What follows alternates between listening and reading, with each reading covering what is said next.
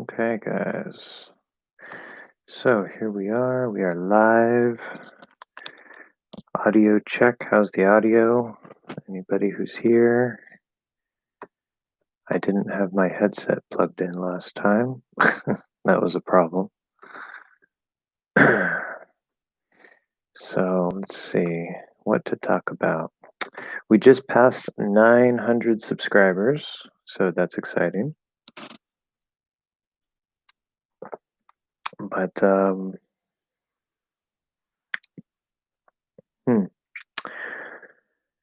so until we have questions, I think I will start off with let's see, we had some recent comments. Go ahead and bring some of those up.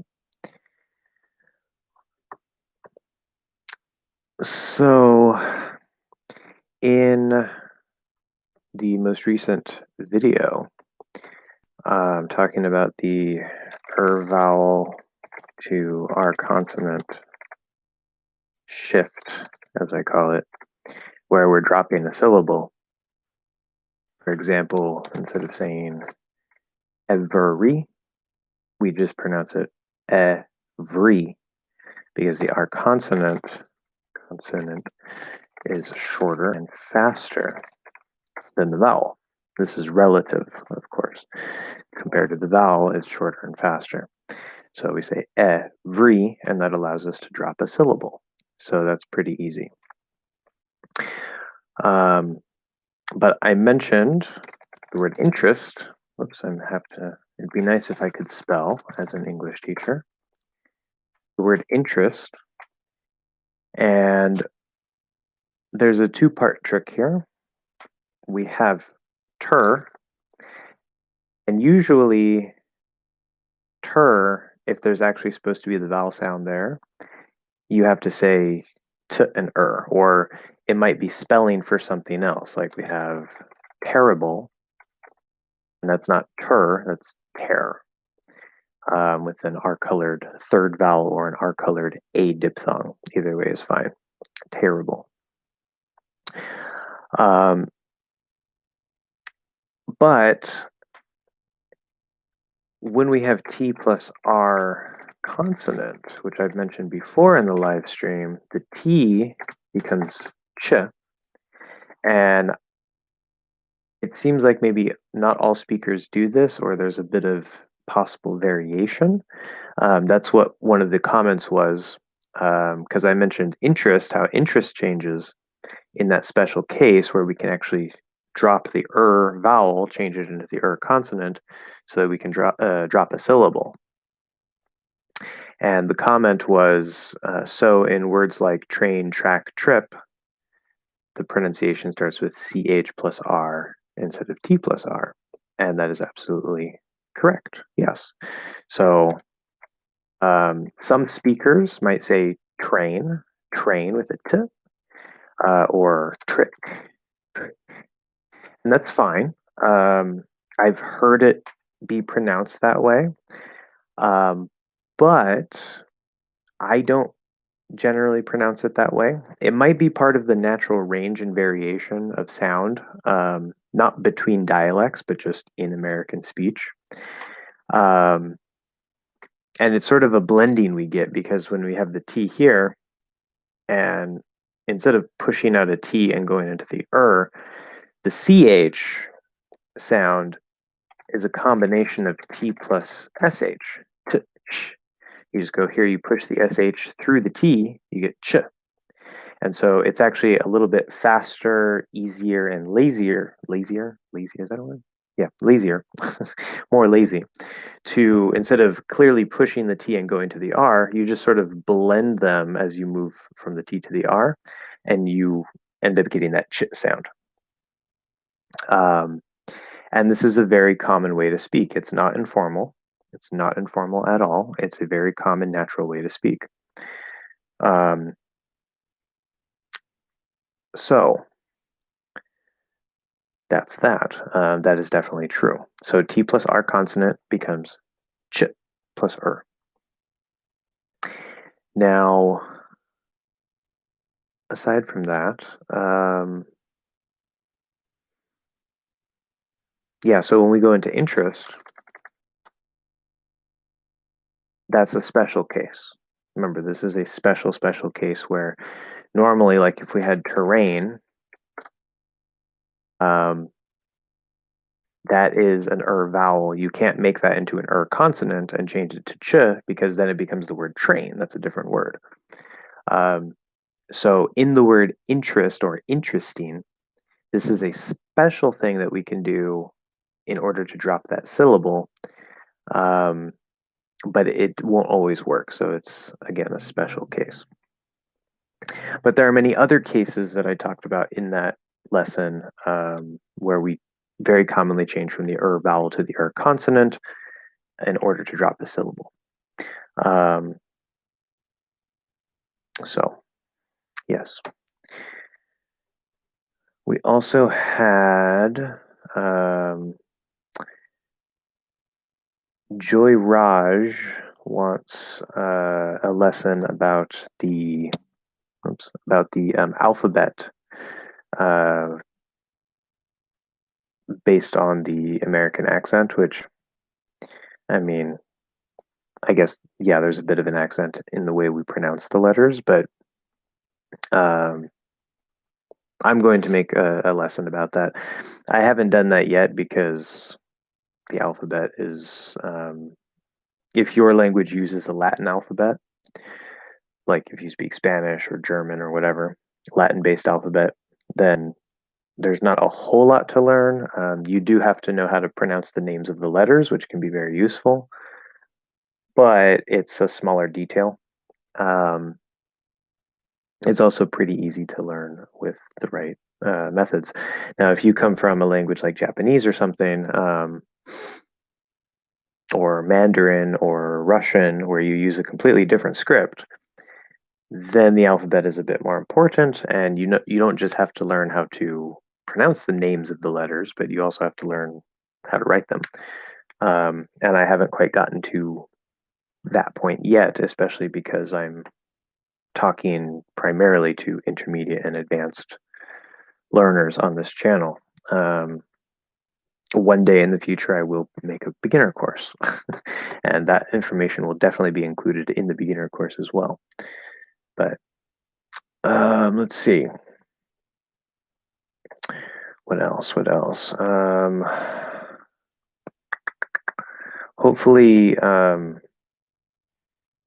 person Rizal Michelle Wong, not sure how to say that. She left a comment asking about a before m and n. So like am and an. Also, the ng will affect it, like which ang, ang. In the way that I speak, in the way that I would teach you, because I think it's easier, I don't think there are really any words that use a plus ng. There might be some. Usually this shifts into the diphthong a. It'll become ang. So B-A-N-G or B-A-N-K. The way I say it, which I think is a lot easier, it would be pronounced, that looks like bean, the spelling for bean, but I'm trying to write it with the A diphthong spelling. So it'd be bang, or if it were with a K, it would be like bank. So, but for the if there's an a before it, especially the first two, if it's actually a, right, it's not just the letter, right? We're never just talking about letters. We're talking about sounds, always sounds, unless I specifically mention a letter. So this is the a letter, or the a sound, and it's the same basic sound, same fourth vowel on the vowel chart, right? E, I, a. If you don't know what a vowel chart is, in the description, there's a link to my website, the download page, where you can find the vowel chart, the English Hacks special vowel chart, and I also have a lesson about that in the pronunciation course, but I didn't talk too much about this part. The fourth vowel, like cat, okay, like in cat, or bad. When we have the M or the N after it, it's the same basic sound. The biggest difference is that the M and the N, as we prepare to go into them, it changes the quality of the sound. And I've talked about this a couple times on the live stream before, but here it is again because I know it's a common question, a common problem, and it poses, sort of a fancy word. It creates a new problem. Um, so even if you can say the fourth vowel, perfectly fine, in this particular combination, you might have some trouble. And that is something that is very common in language learning when you're trying to improve your pronunciation. Even if it's not something that affects the quality, there's usually certain sound combinations that maybe by themselves you can say perfectly fine. And then when you put them together, or if you put them together at fast speed, it becomes very difficult for you to pronounce it accurately. And that's when you have to go in and work on the physical mechanics using shadowing and the vowel charts, micro adjustments, really getting feedback from a teacher or a native, or somebody who has really good ears. So all part of the process. It happens. And then Razel also mentioned, she commented on the fifth vowel sound versus the schwa sound minimal pair lesson, which is also in the pronunciation course. Free pronunciation course here on YouTube in the playlist. She said that the sounds are too similar, right? The fifth, what I call the fifth vowel, because it's on the vowel chart, it's e, a, so there's a back one here. And I use the merged vowel, so I don't have and I have just the one, which is a lot easier for you. And that is still neutral, in case you're wondering. You don't have to use the backwards C IPA symbol, the sound, or however you do that. But the versus the schwa, and remember, what I call the schwa, technically, linguistically, the schwa is the name for that little upside down lowercase e, but flipped upside down, right? And that's never stressed. It's a very small sound. It's a common reduction sound. But when it's not being used as a reduction sound from a different sound, there's another symbol, which is the upside down V, or you can think of it like a capital A with no line. These are IPA symbols. I can actually probably bring this up here so we know what we're talking about. This one and this one. And if we paste this, so these two symbols here. So the first one is the schwa. It's a symbol for the schwa.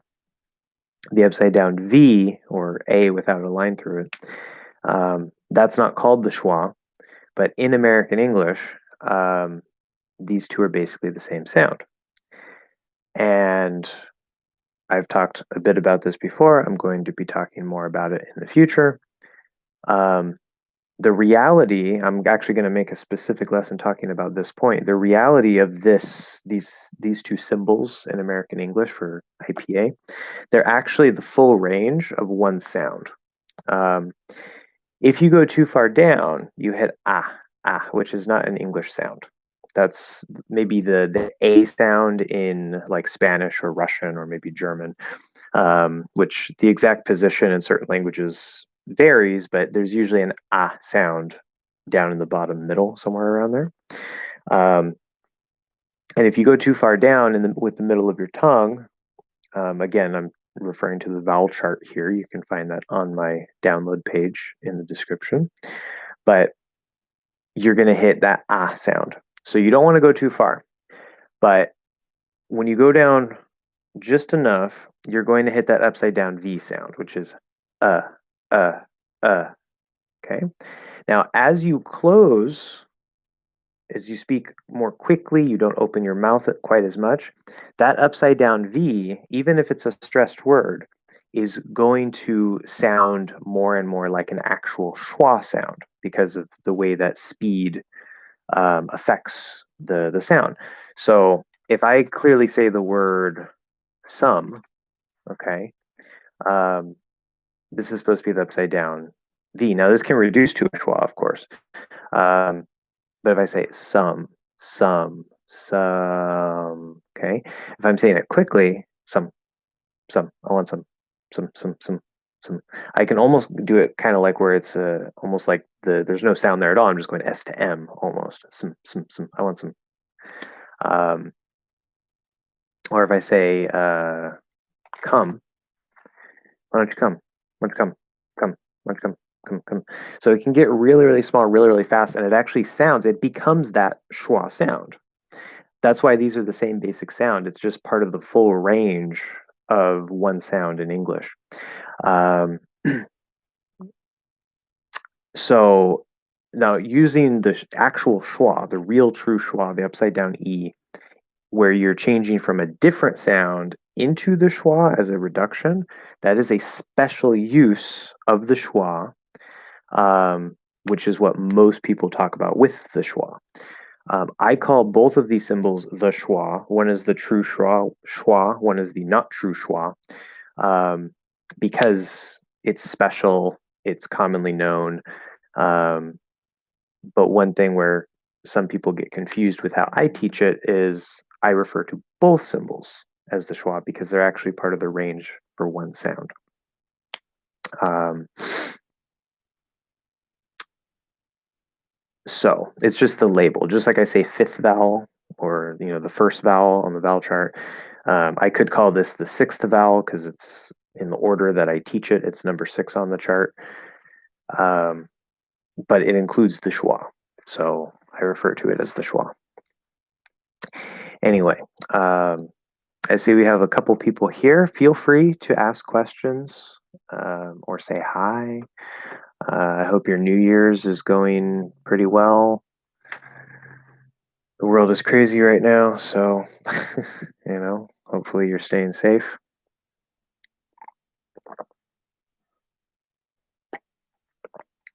But yeah. So it is 5:18 in the evening here.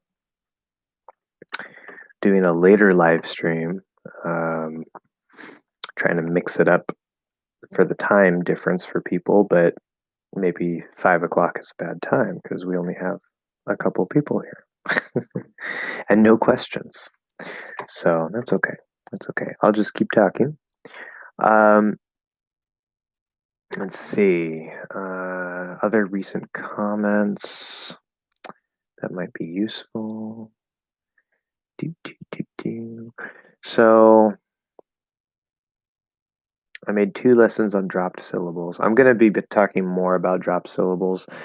I might make more of those in the future, not like right now. I think the 2 that I've made are a really good starting place for you guys. Of course, if a lot of people want more dropped syllable lessons, then I'll maybe make them sooner because you guys really want them. But let's see here. Oh yeah, that's right. I was talking about the fifth vowel versus the schwa, and I got sidetracked into the schwa. So when I say schwa again, it's both these symbols. Doesn't really matter. It just depends on how clearly you enunciate a word that has one of those symbols. And again, if the schwa is being used as a reduction from a different sound, then the more clearly enunciated version will be the original sound. So if I say, I don't know, what's one? I can't think of a schwa reduction off the top of my head because I'm horrible with specifics on the spot.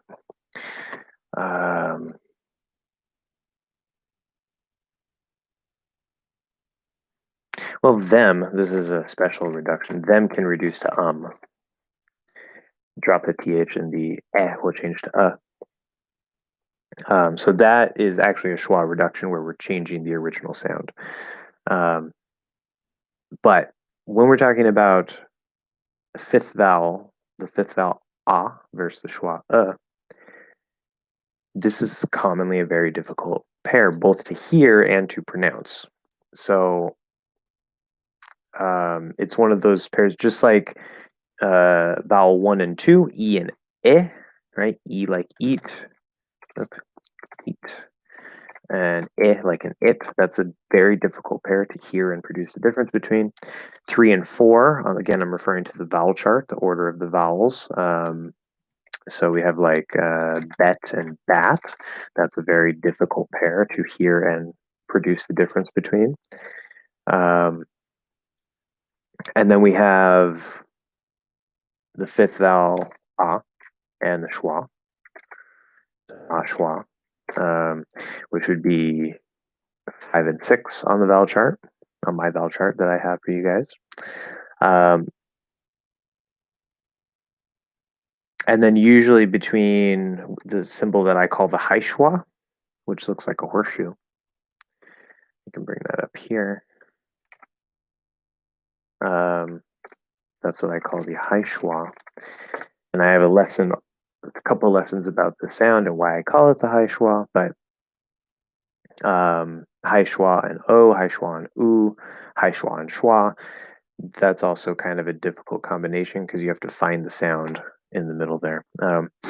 So we have like 3 or 4-ish big problem pairs between hearing the difference and producing the difference with your mouth. So ah and schwa is a very common pair. So we have like I don't know, mock. These words aren't super common, but mock and muck, or talk and tuck. Okay. Talk is not talk. It's not. There's no L there. The L is silent. It's spelling in this case. So talk, tuck, mock, muck. I don't know. Bot, but. Okay. So it's normal if you have problems with that pair.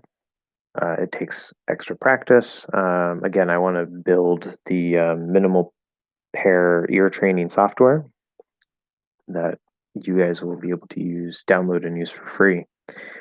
But that's coming hopefully at some point in the future.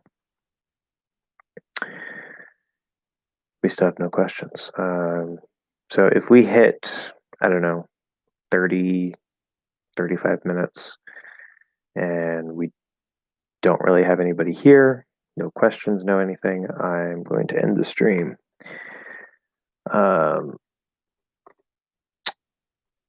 But let's see. Anything else? Got the comments going. Let's see what's on Twitter. Let's see if anybody's messaged me there. No. Okay. So, what else to talk about? No new comments.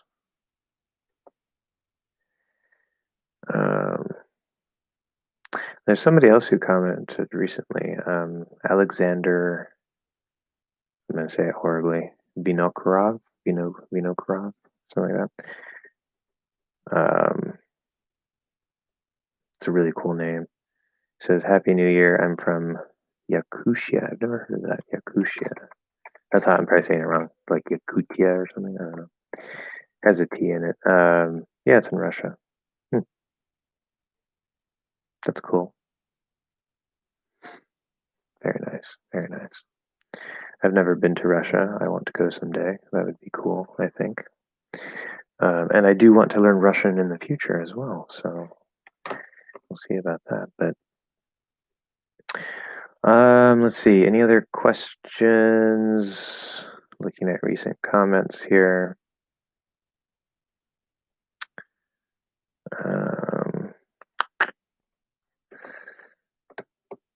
People. Let's see. Yeah.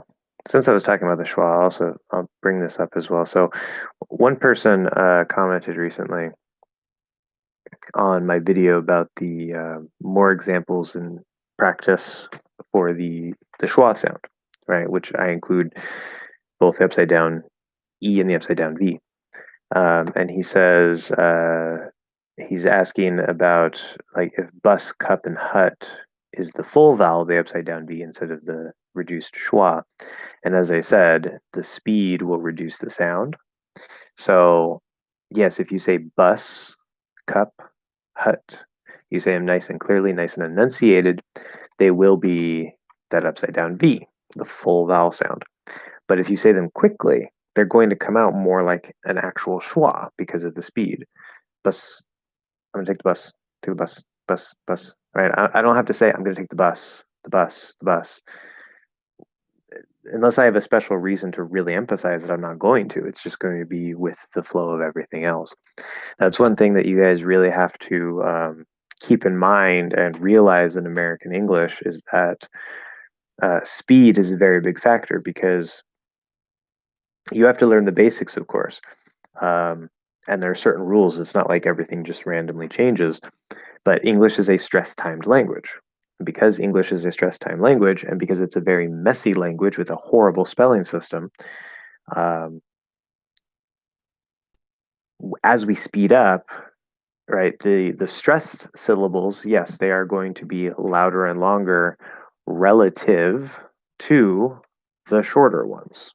That doesn't mean that they will always be loud and long and clearly enunciated, but they have to be louder and longer and relatively more clearly enunciated compared to the unstressed syllables.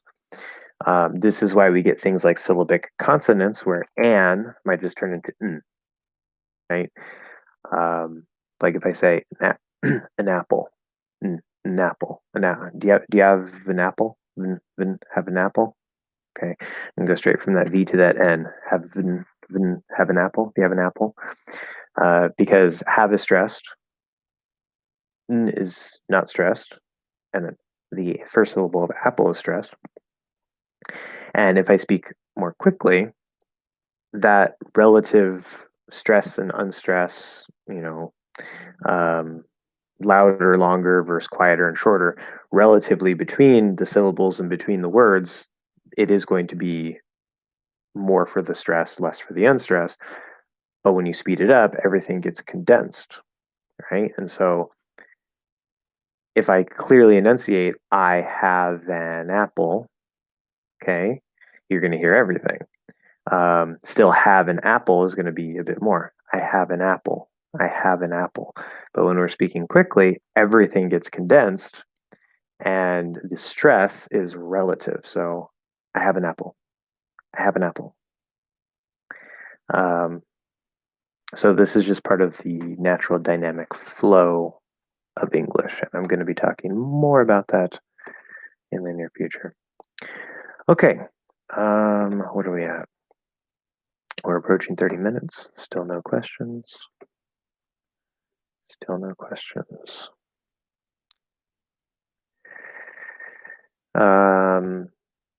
Yeah, one recent comment. I feel I have to. I think I talked about this in the main lesson, but when I use the spelling AW, especially in the English Hacks phonetic transcription method, which you can also download in the description for free. So AW is a common spelling pattern where the W is silent. Okay, it's not ow or something like that, or ow. And I think originally, especially in British English, but also in some dialects of American English, the W helps to represent that the backward C IPA symbol, like aw, where you have a little bit of the lips. So like I think saw is supposed to be saw, or law is supposed to be law, something like that. I don't use that sound, so I tend to overdo it, make it sound kind of more British because it's not a sound I have. But I have the cot merger, which is what I teach you guys, and that is still a very neutral, normal way to say things. So whether it's supposed to be ah or ah, you can just use the one sound. It makes things so much easier, especially when we're talking about L colored vowels. This makes it so much easier. or even the R-colored vowels. But AW, because of the cot-cot merger. Oh, hello, Gabriel. I'm glad you got here because I was getting close to ending the live stream because we haven't had anybody. No questions. I've just been talking. Nice to see you here. If you have questions or whatever, I mean, let me know. We can keep going. But I was just explaining how the AW spelling pattern, it's a big mess. The W is silent. Because I have the merger, I don't use the aw sound, which I think the W, silent W, is originally supposed to represent because there's a little bit of lips. But the merged sound is much easier. And it still sounds neutral, still sounds normal. Americans won't particularly notice. So the phonetic spelling I use is A with a silent W. Where I mentioned this because recently somebody commented and they were talking about AH referring to ah and AW referring to aw, which is how a lot of teachers teach it. And I don't teach it that way because for me, ah and aw are one sound, and I use AW, where AH is used for the fourth vowel, like in cat, like cat, right? Because AH is also a common spelling for ah. So even with the IPA or the way that we try to phonetically spell things in English, it's just a huge mess. It's a really big mess. So I try to give you guys my transcription guide, which is nice and easy and consistent, and that you can just count on. It's pronounced like it sounds like ooh, or it looks like ooh, like a ooh, or is that supposed to be o? See, I don't even know. I don't even know. That's actually something I was thinking about recently. It's interesting. If if an English speaker sees an English word that they have never seen before and it's not really similar to any other words, like, I mean, maybe I know the word engineer, but I've never seen the word engineering, for example, like I'm going to know how to put that together. But if it's like a name, like even an English name that like maybe I've never seen, I've never heard before, an English speaker would have no idea how they're supposed to actually pronounce that because our spelling system is so horrible.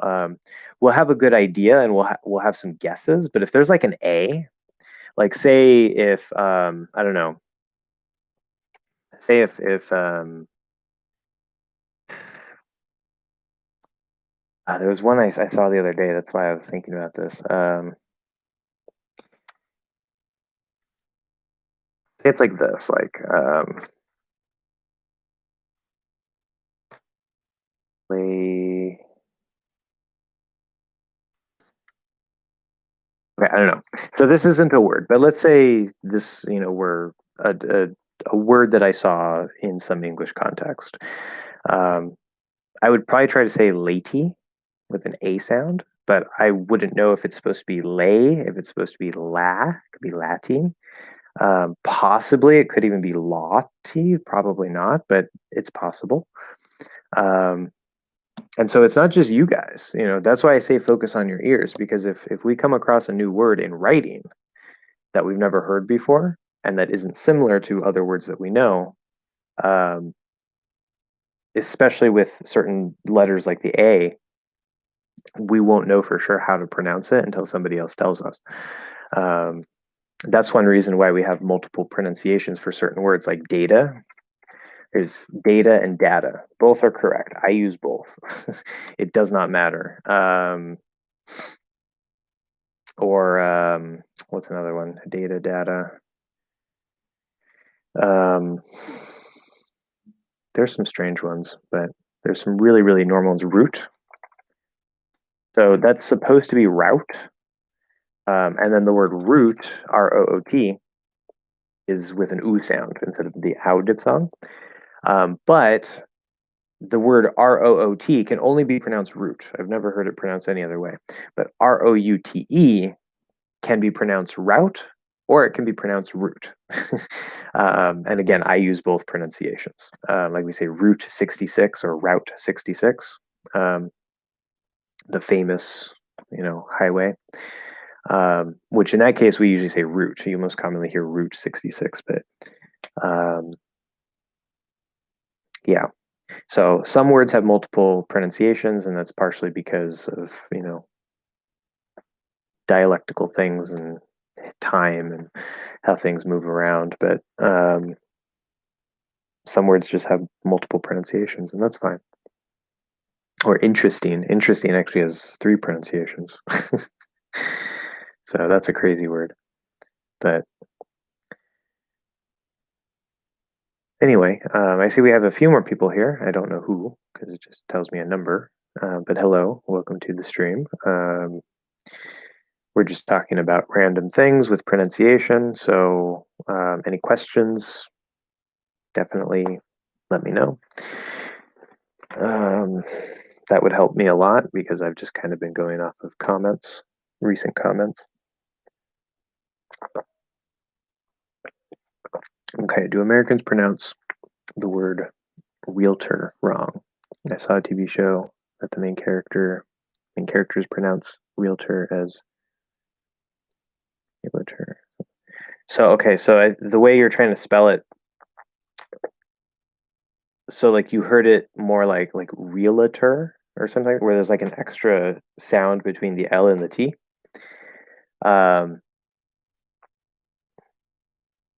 Or was it like realtor, like with an A sound? Because that seems very strange to me. But yes, that's a good question. So the way that I would say you're supposed to pronounce the sound that is correct would be we have real, obviously. So we have an L colored E, first vowel, real. Again, first vowel refers to the vowel chart, which you can download for free in the description on my website download page. And then we have ter. Okay, so there's nothing between those. Realtor. But you will hear some people put like a little extra vowel between it, and that I don't want to say it's wrong because I've heard it enough times. Like it doesn't sound bad to me, like realtor. So there's a schwa in there. So it's like realtor. I have to talk to my realtor. It has to be very, very fast. You're not saying like realtor. Like you can't mess with the stress. It has to be super short, super fast. But yes, that's actually. I wouldn't say it's wrong, but I would say that it's a variation, and I wouldn't say it's the standard way to say it. It's not like the normal way to say it, but it's okay. It doesn't sound horrible. Probably because I've heard it enough. So, see here. Let's see. I always like to, even though I don't think the dictionary is the best source of pronunciation, I always like to see what it says, just for kicks. I say for kicks, for laughs, for fun. Now this says realtor. Oh, that's another way. Yeah, you say realtor, real. Oh, I see what it's doing there. Yeah. Okay. Yeah. When you do the L colored first vowel, like eel, um, technically you could have a bit of a schwa sound in between the E and the half L. You don't have to worry about that. I don't like describing it that way because I think it's confusing and unnecessary. But if a little bit of a schwa gets in there, in that first syllable, it's okay. It's just part of the transition from the E position to the O, the half L, dark L position. I have a lesson on the half L, which is commonly called the dark L, and I talk about why I call it the half L and not the dark L. I always forget I have to mention these things because, especially if somebody just found my channel, they're like, "What's a half L?" I've never heard of that. So, very good question. Yeah, good question. Any other questions? with the hundreds of people here, and by hundreds I mean four. We have four people. And I appreciate every one of you for being here. Thank you very much. Um, go back to recent comments. Yeah, I mean, there's not a whole lot. I don't think. I don't know if that one person is here. I told her to come to the live stream if she can. She was asking about the fourth vowel before M and N, which I was talking about earlier. So the fourth vowel is ah, like cat. Um, 3 weeks ago. Yeah. Okie dokie. Anyway, I mean, I don't know. Oh, now we have 6 people. Hello, new people. How are you? Good to see you. We're talking about pronunciation in English. We're trying to. I don't really have any questions from people, so that makes it hard. But we could talk about other things in pronunciation as well. Alejandro, hello. How are you? I think I just saw somebody named Alejandro in the comments. Oh no, that was evil. That's so different. So different. Okay, anyway. So how are you, Alejandro? Which in English, I believe Alejandro is the Spanish for like Alexander, which would be Alex short. So most likely in English, I would call you Alex.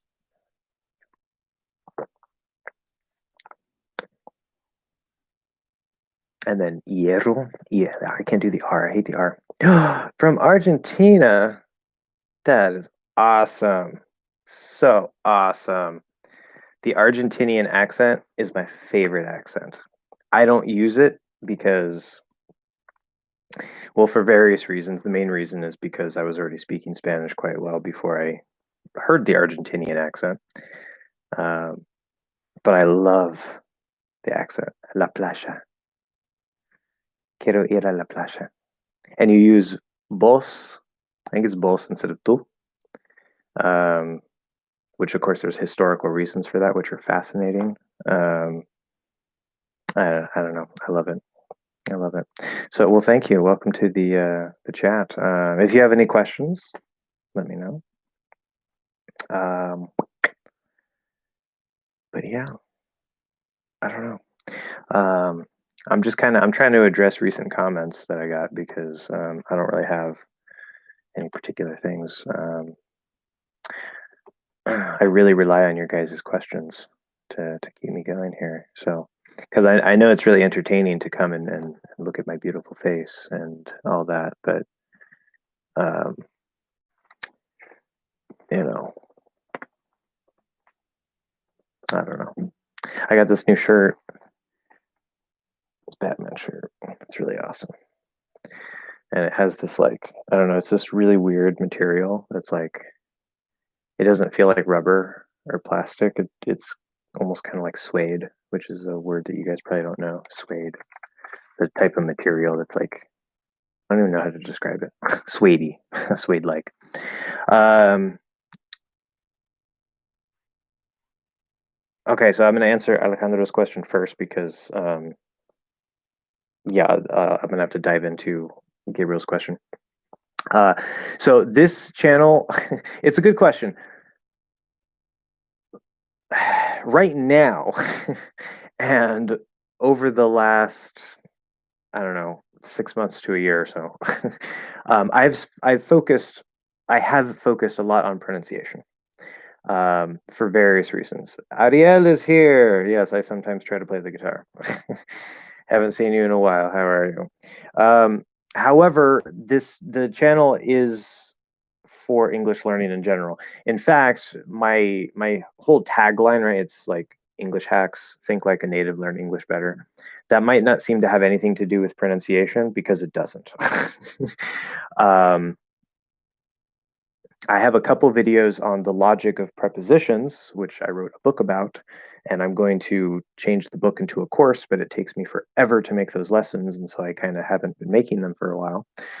Um, and I'm trying to finish the pronunciation course. I'm building a full free playlist here on YouTube, going into American English and my hacks and all the things that help you learn English a lot easier, and a lot more effectively for the pronunciation, especially if you want to sound more like a native. You don't have to, but um, that's part of my goal, is to give you the ability to do that. Once I finish the pronunciation course, I still am going to be talking about some pronunciation topics, but I'm going to start shifting more to other topics like grammar. I'm going to be talking about tenses, prepositions, other things. I have all kinds of other ideas and hacks and how to learn vocabulary, how to improve your speaking skills, et cetera, et cetera, et cetera. So it is about all areas of English. Um, but I've been focusing on pronunciation mostly. So,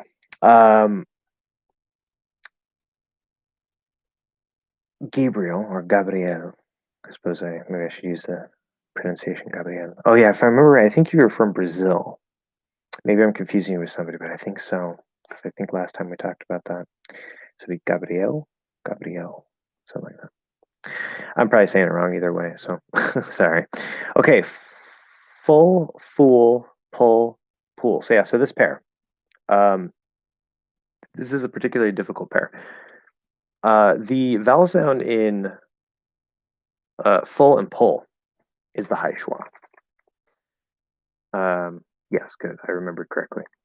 So the high schwa, which is that I pasted it earlier here. The looks like kind of like a horseshoe symbol. Again, I have a couple lessons about it, where I talk about why I call it the high schwa. It's not actually a schwa sound, but so the problem is that it's L colored. L color, which I think is something that teachers don't talk as much about. Um, at least that's what some other people have told me. They're say like other teachers don't seem to talk much about that. Um, I don't stalk other teachers very much, so I don't really know. But when something is L colored, that's where we have that half L, or the dark L. I can't spell. Sorry, guys. I just teach English. I don't write it. Well, we have the half L, commonly called the half L of vowel, because it is a vowel. Okay, it's o, o. It's where you don't bring your tongue up and you're just using the back part of your tongue to create what sounds, at least to a native speaker, it sounds almost exactly 100% the same as a normal L. In fact, I never noticed before in the past, before I started teaching pronunciation, I never noticed that we have two L sounds. I always just thought we had one L sound, because native speakers don't notice this. It's just an L is an L. Anyway, the half L vowel sound colors or sort of changes the quality of the vowel sound before it. So if you have an L in front of a vowel, like if you say, I don't know, look, so this is L plus high schwa, because that's the sound we're talking about with full and pull, it's not going to have that effect, because we're going to and then we go into l. That's fine. There's no coloring.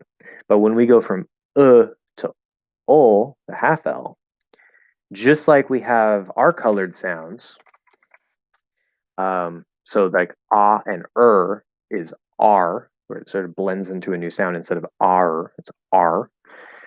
You're going to get and o. So we get pull. And the exact way that it comes out, I'm trying to enunciate it clearly for you guys and show you the transition. I know it sounds a little bit different, but we don't usually talk that way. Pull, okay, or full. So it actually doesn't even sound like a high schwa anymore. And this will happen for a number of sounds. Like when we say eel, I mean, you can hear that E in the front. Feel, shield, heel, wheel, whatever. You can hear the E in the front, but then it kind of gets pulled back into the O. And it kind of makes the E almost start to sound a little different. It's not like E. eel, eel, eel. So, um, anyway,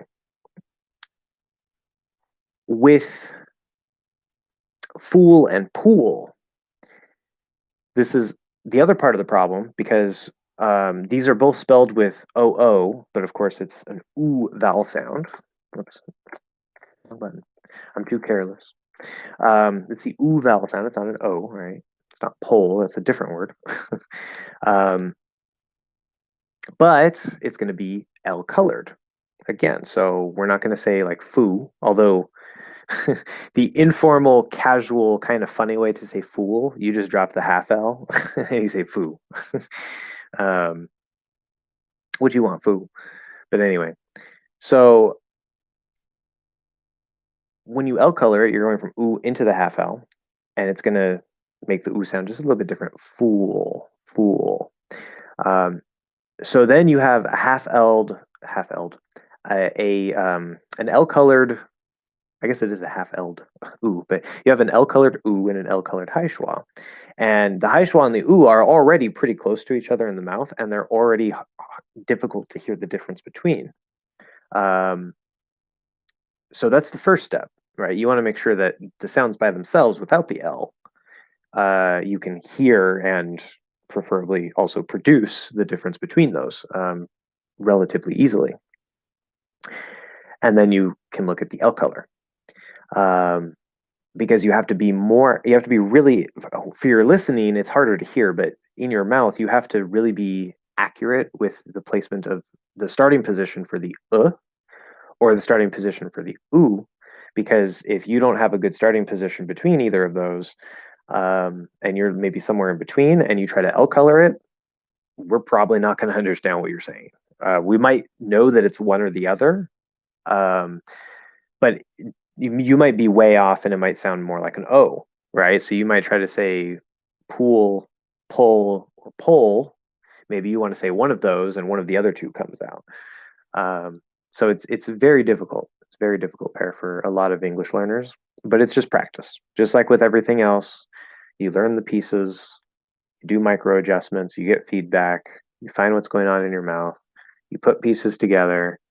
When you have trouble, you practice the transitions, you practice the combinations, do micro adjustments, get feedback, and you just build everything up.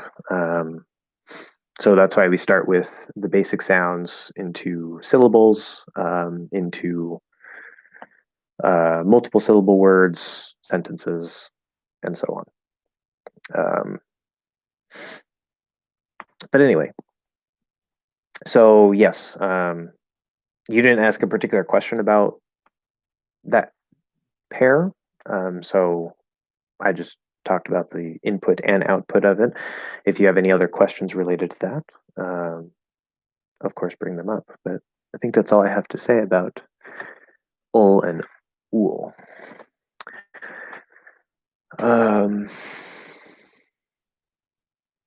Yeah, I am still going to be making more extra practice lessons. I know I haven't made one in a little while, maybe a few weeks. Let's see, where are my lessons here? Content. Because I started making those when I was already like a third of the way or quarter of the way done with the pronunciation course itself, and I was like, oh, I should make like extra practice and minimal pair lessons or more minimal pair lessons. So that's what I did, or I started doing. And so as I've continued forward with the course, I've sort of been lagging with the extra practice one. So um, there are more extra practice lessons coming, including for the R colored vowels, for the half L, and the L colored vowels. So don't worry about that. Why is this so slow? When was the last one? So the last minimal pair lesson was December 26th. That wasn't too long ago. And the last extra practice lesson was December 23rd. So yeah, it's been a couple weeks. Yeah, but I've been really busy, really busy. So we're at, though, as I mentioned earlier when nobody was here. We are at 900 subscribers. I think right as I started the live stream, I hit 900, and I was like, "Yay, 900!" And now it's 901. So yay, very nice. We're almost at 1,000, and I appreciate all that. Of course, I can't get monetized until I also have 4,000 hours of watch time, and I'm only at 1.8 thousand. So, but that's okay. We're almost at 1,000 subscribers, which is fantastic. Okay, I was trying to say these words today, then I bit tongue. Now my tongue is swollen. Bit my tongue.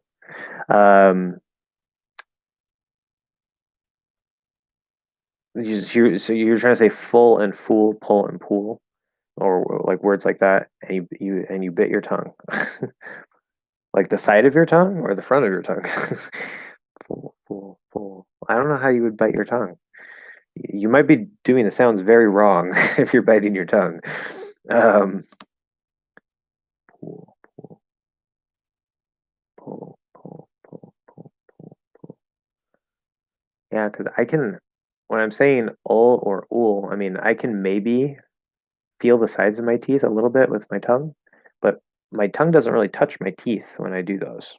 So I don't know. Or maybe you were just trying to say them so fast that you got tongue tied and you accidentally bit yourself or something. I don't know. But sorry to hear that. That sucks. I mean, when you're practicing new sounds, usually if your tongue starts to hurt, you're on the right track, right? Because you're finding new placements, you're using your tongue in new ways. But that's not the kind of pain we want. That's not a good pain. The side, because I was pulling my tongue up to the top teeth. I was trying to do a dark L. Wouldn't that be a light L? See, this is one reason I don't use these terms. Hold on, dark L, because they're confusing. Okay. Dark L and light L. Let's see. Because I'm pretty sure that dark L is the one where you don't bring your tongue up, but I could completely be wrong about that. Oh my god, all the IPA technicalities, nobody cares. It's not useful. Let's do dark L. It's English. I'm aware of Rachel's English. She probably has something about that. How to pronounce. Okay, the L consonant. Yeah, but sometimes I like to pull my tongue sometimes. Okay, dark L.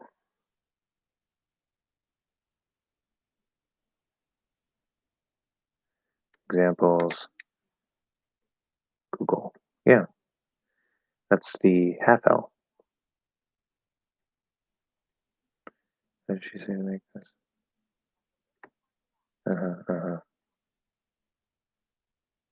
Wait.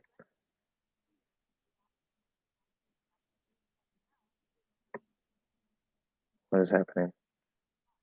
Dark L. Okay, so she's saying the dark L comes up. That doesn't make any sense. Oh.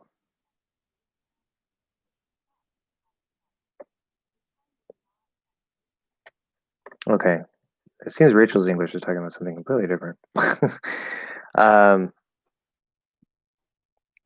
Okay, so let's lay this out and be clear. Part of the reason why I don't use a lot of the normal terms is because they're confusing. If I'm a native speaker and I'm not sure what you're talking about, then you need better terms. um, so plus a lot of these terms are not necessarily useful in the first place. Yes, we have two L's. Okay, and yes, we have. We should be able to differentiate them and label them and talk about them. So that's why I use the full L, because when I hear dark L, um, when I Somebody commented. That just ruined my thing. Okay. Hello from Mexico. I'm new to the channel. Do you teach with method input? I'm not sure what you mean with that. You mean like, yeah, can you clarify that? Are you talking about like Stephen Krashen type approach? Um, because I have a whole lot to say about that. Okay, before I get to Ariel, so the dark L, the light L. Let's make this really clear first. When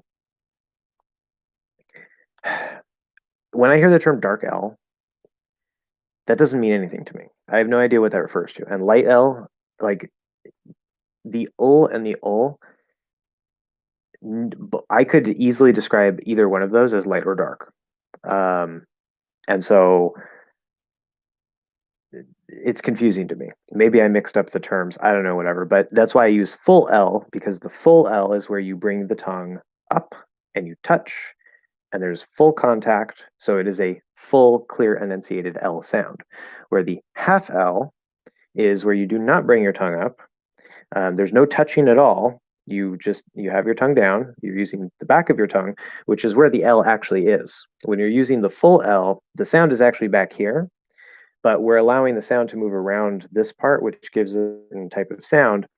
But when you drop this, if you keep uh, the tenseness might change a little bit, but if you keep the same basic type of form here in the same basic position, and you kind of maybe pull it back a little bit, it's going to sound almost exactly the same as when you bring your tongue up.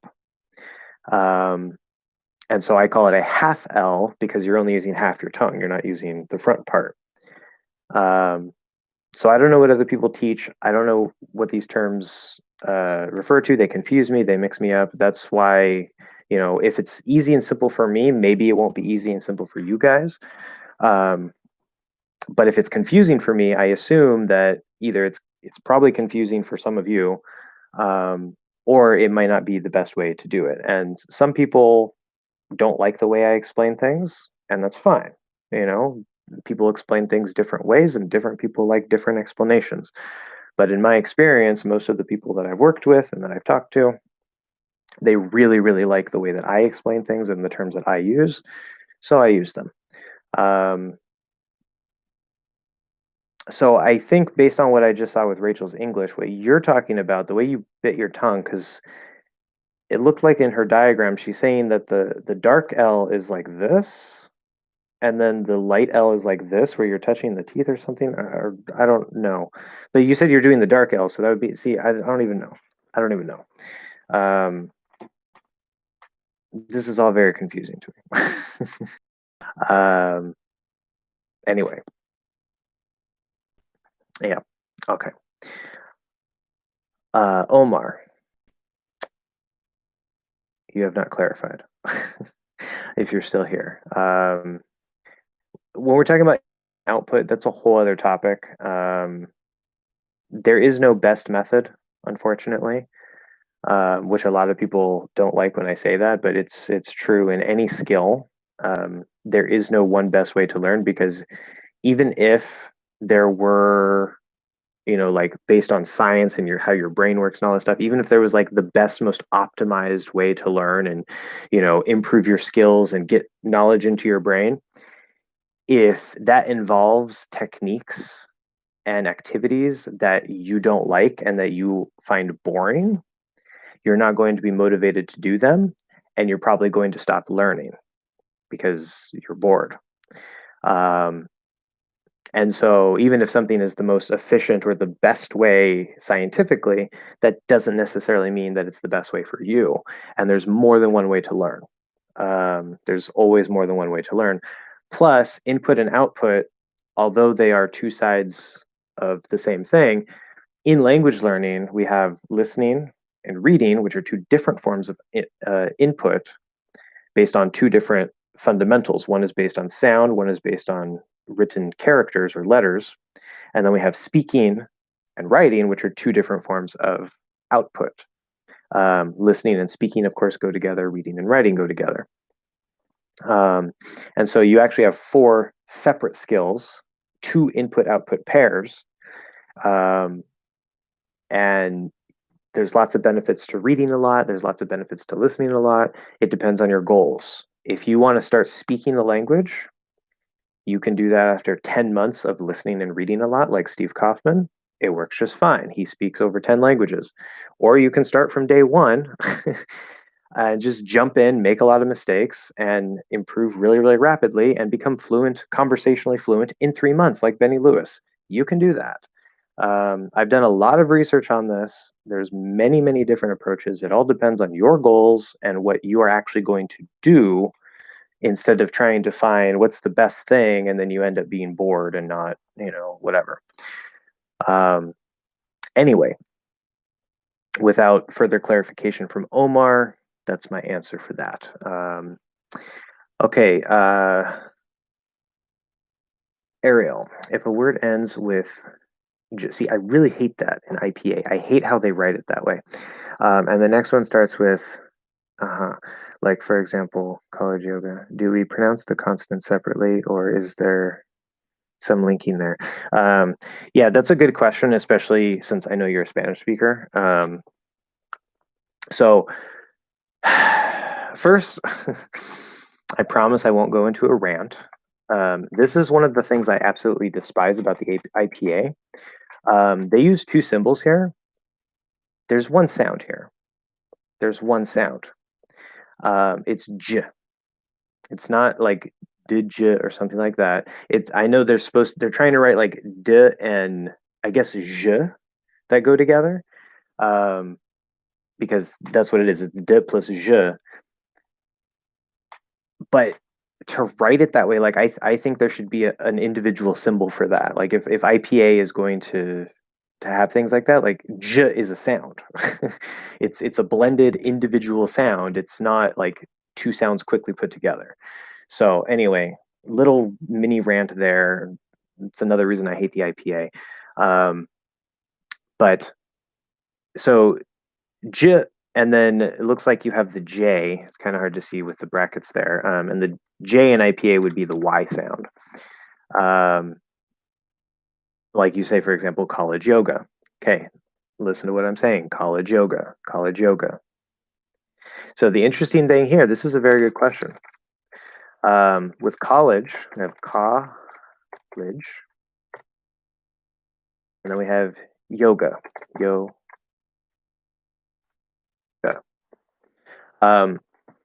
college yoga. Now notice I'm actually not even saying the Y. There could be a little bit, so, okay. I know you brought this up before with Y as like a semi-vowel, and I was talking about how I don't like the term semi-vowel. I'm kind of coming around a little bit to the term semi-vowel because the more I think about it, there is some value to it, but I still don't like that term. I think there could be a better term for it, but there's a reason why linguistically it's referred to as a semi-vowel. And this is a good case. So this sounds, you can have the y there. You can say college j, where it's like j, y, o, geo, college yoga, yoga. But that sounds almost exactly the same as if we drop the y and we just say Joe, college yoga, college yoga. So because they sound almost exactly identical, especially with speed, like you wouldn't really be able to tell the difference. What we're actually going to do when you have j and then yo, maybe not y in some other sound, but at least with yo, or maybe you, college you, yeah. I guess you, I mean, what word starts with you? I'm thinking you like this. College youth, I guess, college youth. Yeah, so it could be Y and U, it doesn't matter. We're probably just going to delete that Y and connect directly to the vowel. This is a special case. And it has partially to do with the proximity of sounds in the mouth. So you definitely would not say college yoga unless for some special reason you're trying to enunciate and separate them so that there's no misunderstanding. Or if you're just enunciating clearly enough, like it could come out that way. It's possible. But especially in fast speech, most likely, we're just going to ignore that Y and connect J to O, college yoga. So it would sound like this, ka, le. Oh, I forgot the silent H in lidge earlier in my phonetic transcription. Ka, le, jo, ga. So it'll sound like that. Omar, are you from Tijuana? I'm doing a Josh's fans meeting every Thursday. You're officially invited. Yes. Well, that's cool. Yay. Do you have other people there watching my live stream? Because, I mean, that helps. It would be nice if they were all on separate computers, so I can see there's more people and I would get more watch time, but either way is fine. I know what you're talking about. So, Gabriel, I know what you're talking about. In that video, she says that the dark L comes from the back of your throat, and Americans usually don't pull the tongue up to do the dark L. Yes, exactly. When I pronounce the dark L, I don't pull the tongue up. I pull the tongue to the back of my throat. I just tried to pronounce the towards, the two, the words pull and fool, pulling my tongue because I thought that might help. Okay. Oh. Okay. I have to use the restroom really quick, and I will be right back, but I'm going to fix this for you.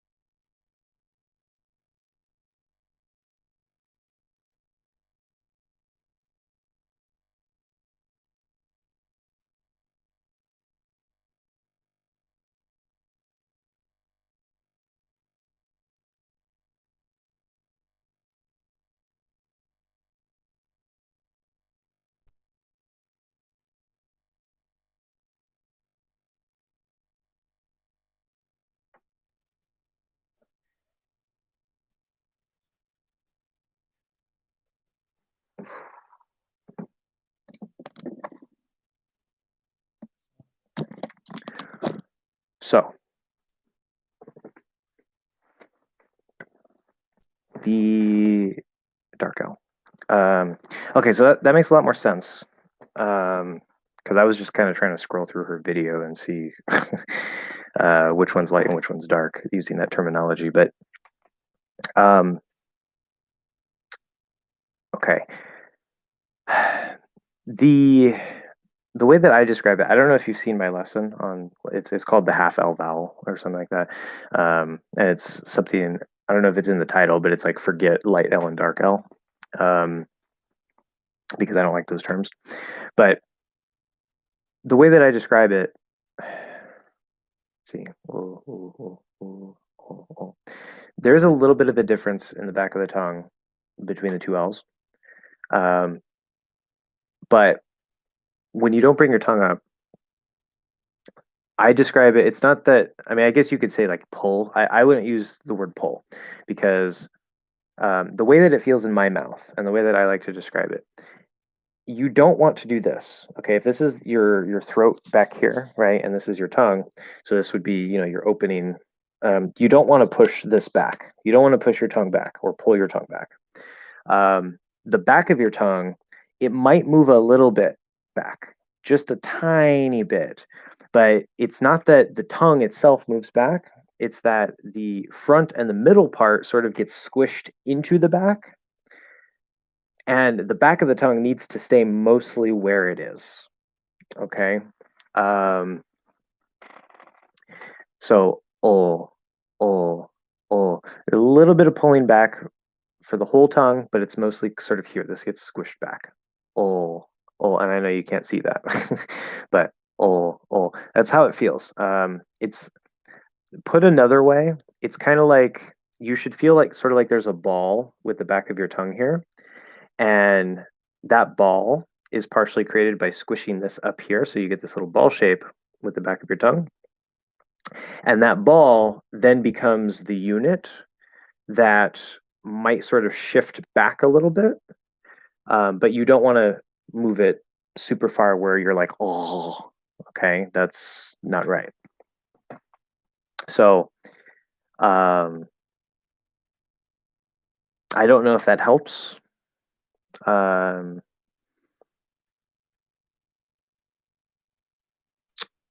so let's see, because if you bit your tongue, oh, oh, oh, like I still have no idea how you would do that. oh, oh, oh. And there's actually a couple different ways that you can reproduce pretty much that same sound, and we'll still identify it the same. Um, but in no case, like my tongue definitely doesn't go between my teeth. That's for sure. It might brush the inside of the top or bottom. Oh, oh, oh. But I don't see why you would be closing your mouth, um, or like closing your jaw enough to bite your tongue. Like that's the part that's still kind of weird. But anyway, good. Okay, any other questions or comments or clarifications or things about things? Um, let's see. I also have a Facebook page. If you're not following me on Facebook, you can do that as well. Um, which you probably know if you watch to the end of my videos, because I have a little graphic that I show all my locations.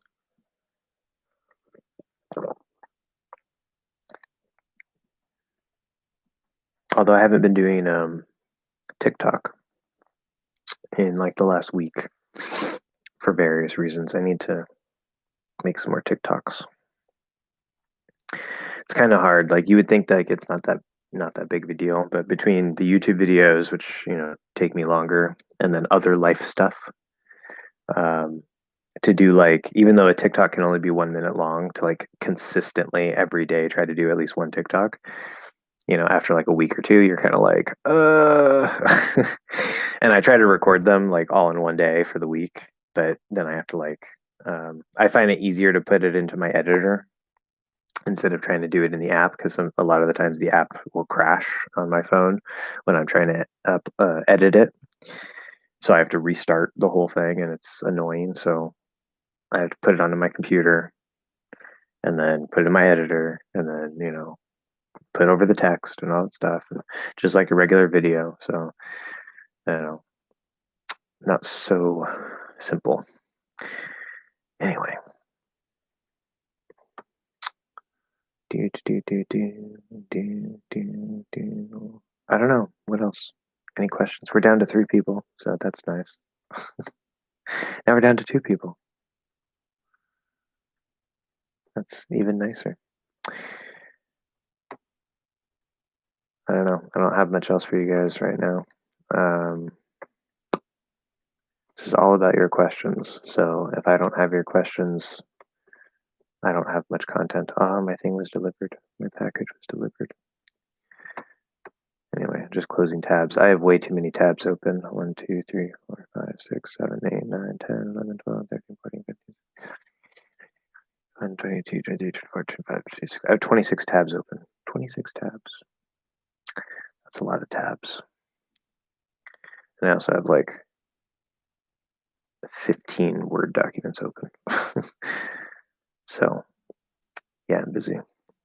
Okay, anyway. Anybody watch anime? Because I watch anime. Waiting for the next episode of Attack on Titan. I guess I could talk more about the dynamic range and flow of sounds if nobody has any specific questions. And then we might stop this at an hour 30. Right now we're at an hour 20, so maybe 10 more minutes if there's no more questions. But The dynamic range and flow. I've been really trying to pay attention to like how people speak and like whether they're, from any part of the country or whatever. Have you ever watched an origami? I've heard about it and I like I think it's the opening song. Uh Hey Kids or whatever. Or wait, is that a band? I don't even know. I remember the name Noragami. That might have been the band name. Um, no, I have not watched an anime called Noragami. Um, let's see, Noragami. What was the name of the? Yeah, Noragami opening. Let's see, Noragami Hey Kids. Yeah, that's it. Um, I really like that song too. It's a really, really good song. Especially, I don't know if you've heard of a cover artist on YouTube named Round Lee. She's Korean, and she does like that's her whole channel. She has like I think millions of subscribers. I've been subscribed to her for like oh my god, like 5 years. I think I found her like 5 years ago. It seems so long ago, or not even that long ago. And she does a bunch of anime covers. Like that's basically her whole channel. Sometimes she does Korean covers. A lot of it's Japanese, and she'll also do some things by like Twice or BTS or whatever. Um, yeah, I know a bit about K-pop too because I like K-pop. I'm not super crazy big on K-pop, but I know some things. Um, but Round Lee, and when she sings in Japanese, I mean, I'm not a native Japanese speaker, but it sounds to me like she has, like, she sounds like the original Japanese song, singer. So I think she probably speaks with a really, really good accent. And her version of anime openings or endings or whatever is usually better than the original. So I really like her version of Hey Kids from Noragami. But yeah, check her out. Um, I guess I should probably watch the anime. I mean, I really know nothing about the anime. I literally just know that that's the name of it because of this song. So I guess I'll have to check out the anime. Uh, but anyway, what's your favorite type of anime? I'm scared of asking this question. Someone answer it. It's not lolicon. Definitely not. I don't know exactly what that is, but I know what lolly is, and so I'm sure I understand what direction that's going in. um, yeah, I really don't care about lollies at all, so no. um, the thing about the thing, yeah, the anime favorite type of anime.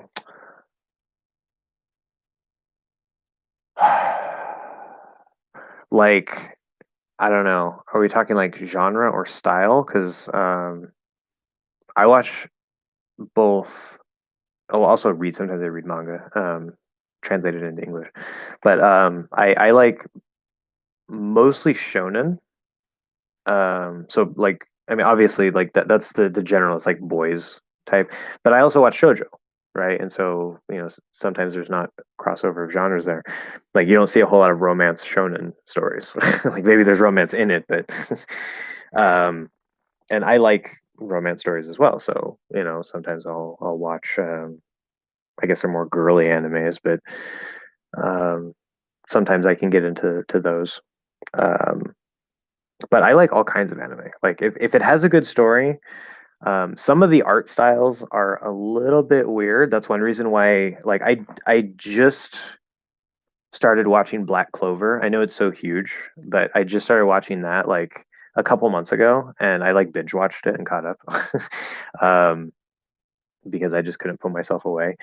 But one of the reasons why it took me so long was because like I had seen the opening songs and ending songs and I liked some of the music, but it just like the art style was a little bit weird and um, they I didn't quite know enough about the basic idea from what I just saw of it that I was like, I don't know. It seemed kind of like Bleach in a way to me from my initial impression, and I watched like the first 10 episodes of Bleach, and I didn't really care about it. Same thing with Naruto. Like I watched the first 10 episodes, and I know these are like super huge, big, popular animes, and I'm just like, couldn't really get into them. But um, Black Clover actually is pretty good. There's a cat. Yes, you can see the cat in the back. There she goes. Um,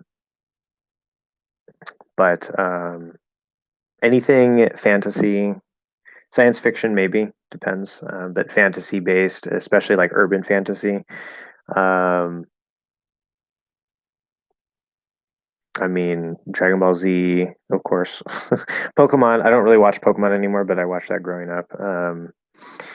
Uh, Black Cat is one of my favorite animes of all time. Rurouni Kenshin, so historical dramas, whether in anime form or not. I like historical dramas. So Rurouni Kenshin or Rurouni Kenshin. I think that's how you're supposed to say it. What else? I don't know. There's so many. Some of them I don't remember the Japanese name because I just like. But there's one something about otaku. I forget. It's like Life as an Otaku or something, and it's they made like a live action adaptation of it that was really good. Or Kanojo ga okarishimasu, rental girlfriend, whatever. I'm waiting for the next season of that. Fire Force. Um, Fire Force is pretty good. Attack on Titan. I actually just started watching Attack on Titan. I caught up, but like I know that's also been out for a while, and I just started watching it recently. Um, that's seriously good. What are some other ones I watch? There's this one anime, something like "Is it okay to pick up girls in a dungeon?" I forget the Japanese title. That's the English translation, and they just finished season 3. That's a really really good one. The title sounds really funny, but it's it's not. I'll go into it, but it's one of those fantasy based ones. Um, what else? I just read Killing Stalking. Surely recommend it. Killing Stalking. What like is that a genre? Killing Stalking.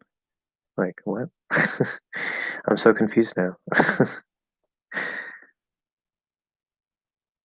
Or is that the name of the anime or manga? Since you said read, I just read. Um, Although that reminds me, there's Kill La Kill. That was good. Or Sword Art Online. Sword Art Online is one of the best animes of all time, especially the first original season. It's one of the single best animes of all time. Like, because I watch manga. Yeah. Interesting. I definitely haven't heard of that one. Um, but what was I gonna say? Um, Sword Art Online. Yeah. So in English, like if I'm watching YouTube videos or stuff, it's not music. I'm getting information or whatever. I put it on 2 times speed. I watch everything on 2 times speed because 1 time speed or normal speed is usually too slow. It's too boring. Uh, I can't. It doesn't keep my attention half the time, and I want to get through things faster. So I do everything on 2 times speed. Now when I watch anime, I've gotten into the habit of watching anime on 1.5 speed because 2.5 is just it's a little uncomfortable trying to read that fast and still like enjoy the show and whatever. So I do 1.5 speed. But Sword Art Online, I watch every episode at normal speed because I want to enjoy every last little moment. It's just so good. So good. Um, that's probably one of my most favorite animes of all time. Definitely in the top 3. But and the original season was really the best, like by far that was the best. But Sword Art Online, um, what was it, Gun Gale Online, and Alicization Underworld. Those are really good, especially Alicization Underworld. But the original season, that's where it's at. Yeah, nice native phrase for you guys. That's where it's at. A little bit informal, but that's a saying we have, which is like that's the best stuff, like the really cool stuff.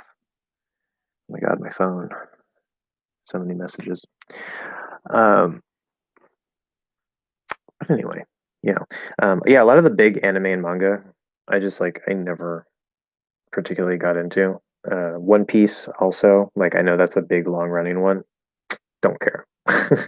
I really don't care. And that's a really typical shonen one, and that just goes to show like it's not I'm not just into shonen because it's shonen. It's I just don't care about the story with like the pirates and stuff. I'm sure it's a good story. Like if I tried to read it or really get into it, I probably could. But um, I read I think the first I don't even remember. I was reading it in Shonen Jump for a while when Shonen Jump came to America. Yeah, so I think here we want two overrated. Yes, but two, we need two O's and two as well. Um, but yes, two overrated. Um, yeah, yeah. Naruto, Bleach, One Piece. Couldn't really get into them. I used to watch when I was in high school Inuyasha, which I know is one like a lot of people think is really lame. um, but I liked Inuyasha, especially because I mean, like, it's sort of like it's fantasy, right? There's like demons and stuff, but it mostly takes place in historical Japan, and like that's my favorite time period is like the samurai period in Japan. And then you have like all the folklore and demons and this and that. It's just like it's so awesome. But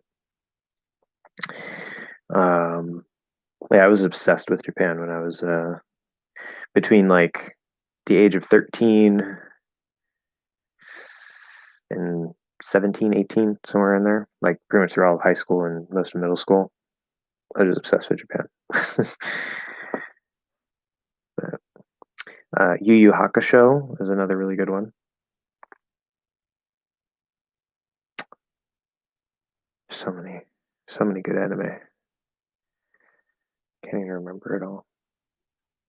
But yeah, I know some people don't like to watch animated things, like because they're like cartoons, right? Like Japanese cartoons, um, which they're kind of not, because like a lot of cartoons in the West, at least in in English, I don't know about. I assume it's the same in most other Western cultures.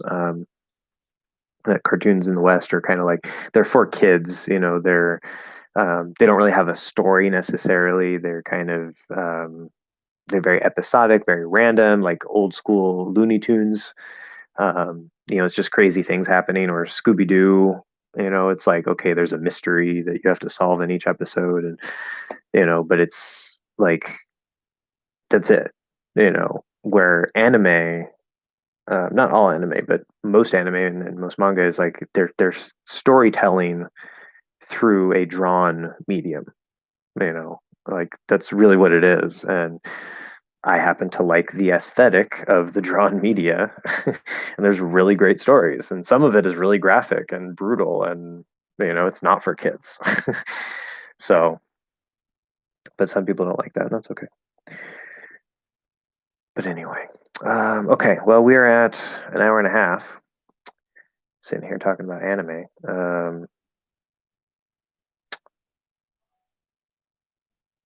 But yeah. So, any other questions? Could be about English or about anything. I don't really know. Um,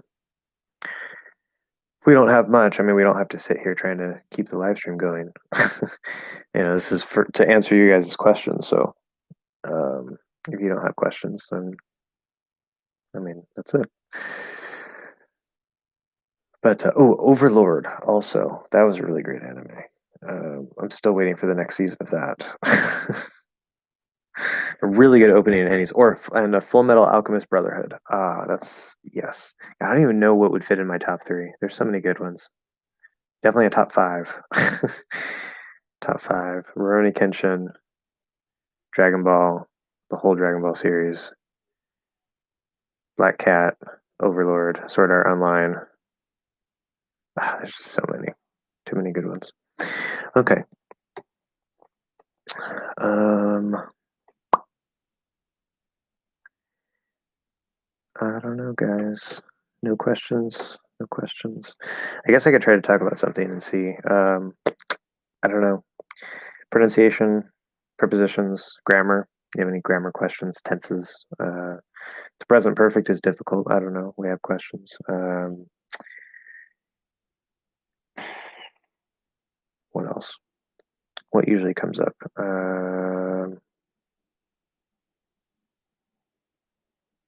Totally not in the zone right now.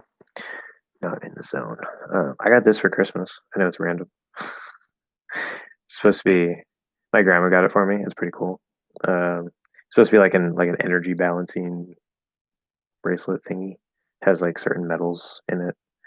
I don't know. It's interesting, and it has a very interesting smell. Like you can smell the metal. But um, let's see. Well, for the people who are here, um, as you know, I've been making a lot of pronunciation lessons, but oh, we have a comment or a question. I was gonna say really quick, if you guys, obviously a lot of people are probably here for pronunciation because I've talked a lot about pronunciation. But if you guys wanted to see me talk about other stuff, like if there's demand, you say, hey, talk about, prepositions or this or that, whatever. I will make content on that. What you guys want to see is what I'm going to make. If it's planned, I may not do it necessarily right away, but any questions you have, I will definitely get to. I'm trying to think about a question English related to ask. I feel like I have a bunch of questions, but I can't think of it. I know exactly. That's always the problem, right? It's always the problem.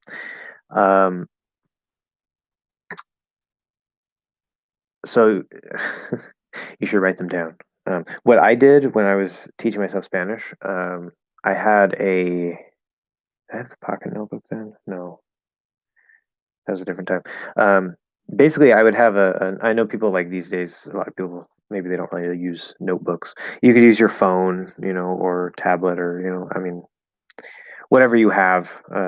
It's fine. Just something to record your questions with. I know not everybody has phones and fancy technology. Um, Depending on where you are, where you're from, but uh, you get a question, you write it down. Easier said than done. Sometimes you forget. Sometimes you don't have your paper with you. That's why if you have a phone to carry around, that makes it more convenient. And if you just get into the habit of doing that consistently, it helps. Because when I was teaching myself Spanish, I had a notebook, and I wouldn't particularly use the notebook for a lot of things with Spanish. It was mostly used for other things. Although it's really good to have like a language book or vocabulary book or whatever. A lot of people like to do that. But what I would do is I would use the inside or the outside jacket, like the back jacket or whatever, the whatever, because it was a material I could write on. And I would write my questions on that. And when I got filled, I would just start from the back page. So I was like doing the notebook backwards. I don't know why I did it that way. It doesn't matter, but I would write down any questions I had. Um, and that could be a grammar question, it could be a vocabulary question, it could be whatever. And I was thinking about it, doing ASMR while I think I like your voice. Or I could just how's that?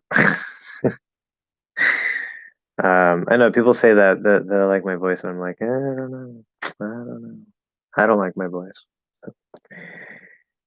I think my voice is a bit too nasally, too nasally.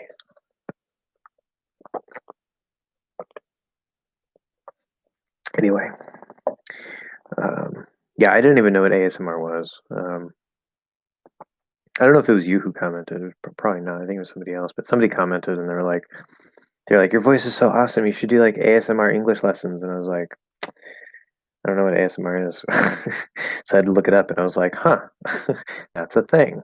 Because it doesn't affect me. Like, I don't, feel anything with noises. There's some noises that, I mean, I don't know if this counts as ASMR, but like, people talk about like nails on a chalkboard, like that, like really high screechy sound. Like, I can feel that, like in my bones. and that's annoying. But positive ASMR, I don't experience that.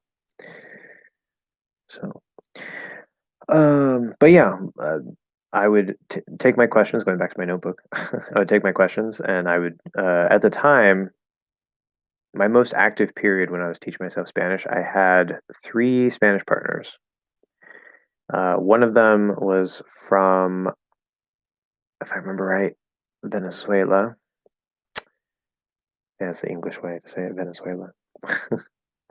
um, One was from the Dominican Republic, living in New York, um, and another one was from Mexico. And the person from Venezuela I was talking to once a week. The person from the Dominican Republic I was talking to, I think once, maybe twice a week, and the person from Mexico I was talking to three times a week. She was actually my very first language exchange partner in Spanish, well, in any language, and like my first time actually trying to speak, like not just like in class, or whatever, like trying to say words, but like actually trying to have a conversation with a native speaker, who I didn't even know. Like I found her on italki, um, and it was so terrifying to just like, because I found her on italki. We sent some messages. We're like, yeah, let's meet up on Skype, blah blah blah. And I was so terrified, but we started talking, and the cool thing is like my Spanish knowledge was probably around like upper intermediate, or not upper, like lower intermediate, at the time when her and I started talking, and her English knowledge was probably higher than that. I think it was more like upper intermediate to advanced, because she'd been learning English her whole life. I had a class on italki today. Good, awesome, yes. Italki is a fantastic resource, absolutely fantastic resource. It's one of the best resources that you can use, especially to help improve your spoken English. But um, so in terms of our speaking and listening ability, right? Like our conversational ability, we were at pretty much the same point. Even though she had been learning English pretty much her whole life in school and stuff, obviously it doesn't tend to work very well, which is one of the things I'm trying to solve, or hopefully I'll be able to solve in the future. But um, that's a cool thing, because like it was at first, it was really hard, when we had the Spanish half of the conversation. I was trying to speak in Spanish, and it was like really difficult. I was like, I don't know what to do. It was really slow and uncomfortable and blah blah blah. And she was very patient. And then when it came to the English half of the conversation, she was really slow and had difficulty saying things, and I was very patient. And so we kind of like, in terms of our conversational ability, we kind of just like improved together up to the intermediate level. Um, and then I kind of stopped studying Spanish for a while, and she continued practicing English with her other exchange partners. And so her English is actually now better than my Spanish, which sucks for me, but that's okay. um, yeah, but there's that very active period where I had three partners. I was speaking like 4 to 5 times a week, usually for, well, I would say on average an hour, because one person I only talked to for like 30 to 45 minutes, one person I talked to for about an hour. So it was like 30 minutes each, in each language. And then the other partner, we were doing like 2 hours. We were doing 1 hour English, 1 hour Spanish. Um, and so I would just always write down all my questions, and we wouldn't always get to all the questions, because that's the thing. Like, you don't always have time for all the questions, and some of the questions don't matter that much. So you write down the question, and then before you have your class or your language exchange or whatever it is, you can go and say, okay, what are the biggest questions? Like if I could only pick 3 to 5 of these that I want to get answered, because you also need like your speaking practice time, and if they're answering the question, they're speaking, which helps your listening. But you can practice listening anytime. So, um, and that's just what you do. But if you don't write them down, then you forget them. So write your questions down. Um, anyway, yeah, italki is really great. Um, It's actually kind of magical. I'm here today right now talking to you guys because of italki. Like absolutely because of italki, 100%. Because let's see, I was talking to my tutor about my struggle with plurals. For example, plurals in English. um, because the state that I live in, we have a lot of dialects and we don't use plurals um, or conjugate verbs to plural. That one you can say plural without the S. To plural at all, and that affects my English. Yeah. Um,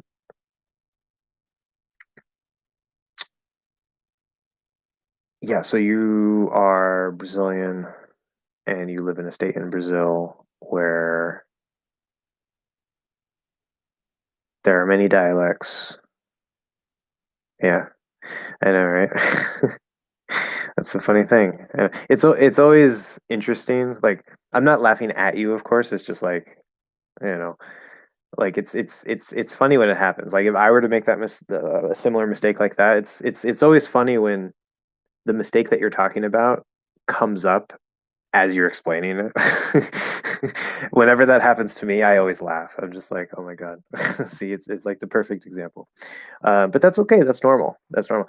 In fact, um, English plurals suck. They really suck. And then when we're talking about verbs, um, verbs in English aren't as bad as many languages because things don't conjugate as much as in many languages, at least many European languages. Because like in Portuguese, right, you have what I mean, guess I don't know about your dialect and specifically how you do, but I know generally in Portuguese it's like Spanish where you have in Portuguese it would be eu, você, I think ele, no, ele, ela, um, and then I didn't learn we and they. um, but yeah, like in Spanish, it's you have yo, I, tú, you, informal. Uh, él, he, ella, she, uh, nosotros or nosotras if it's all females. Nosotros for we. Um, ellos or ellas for them, for they. Sorry.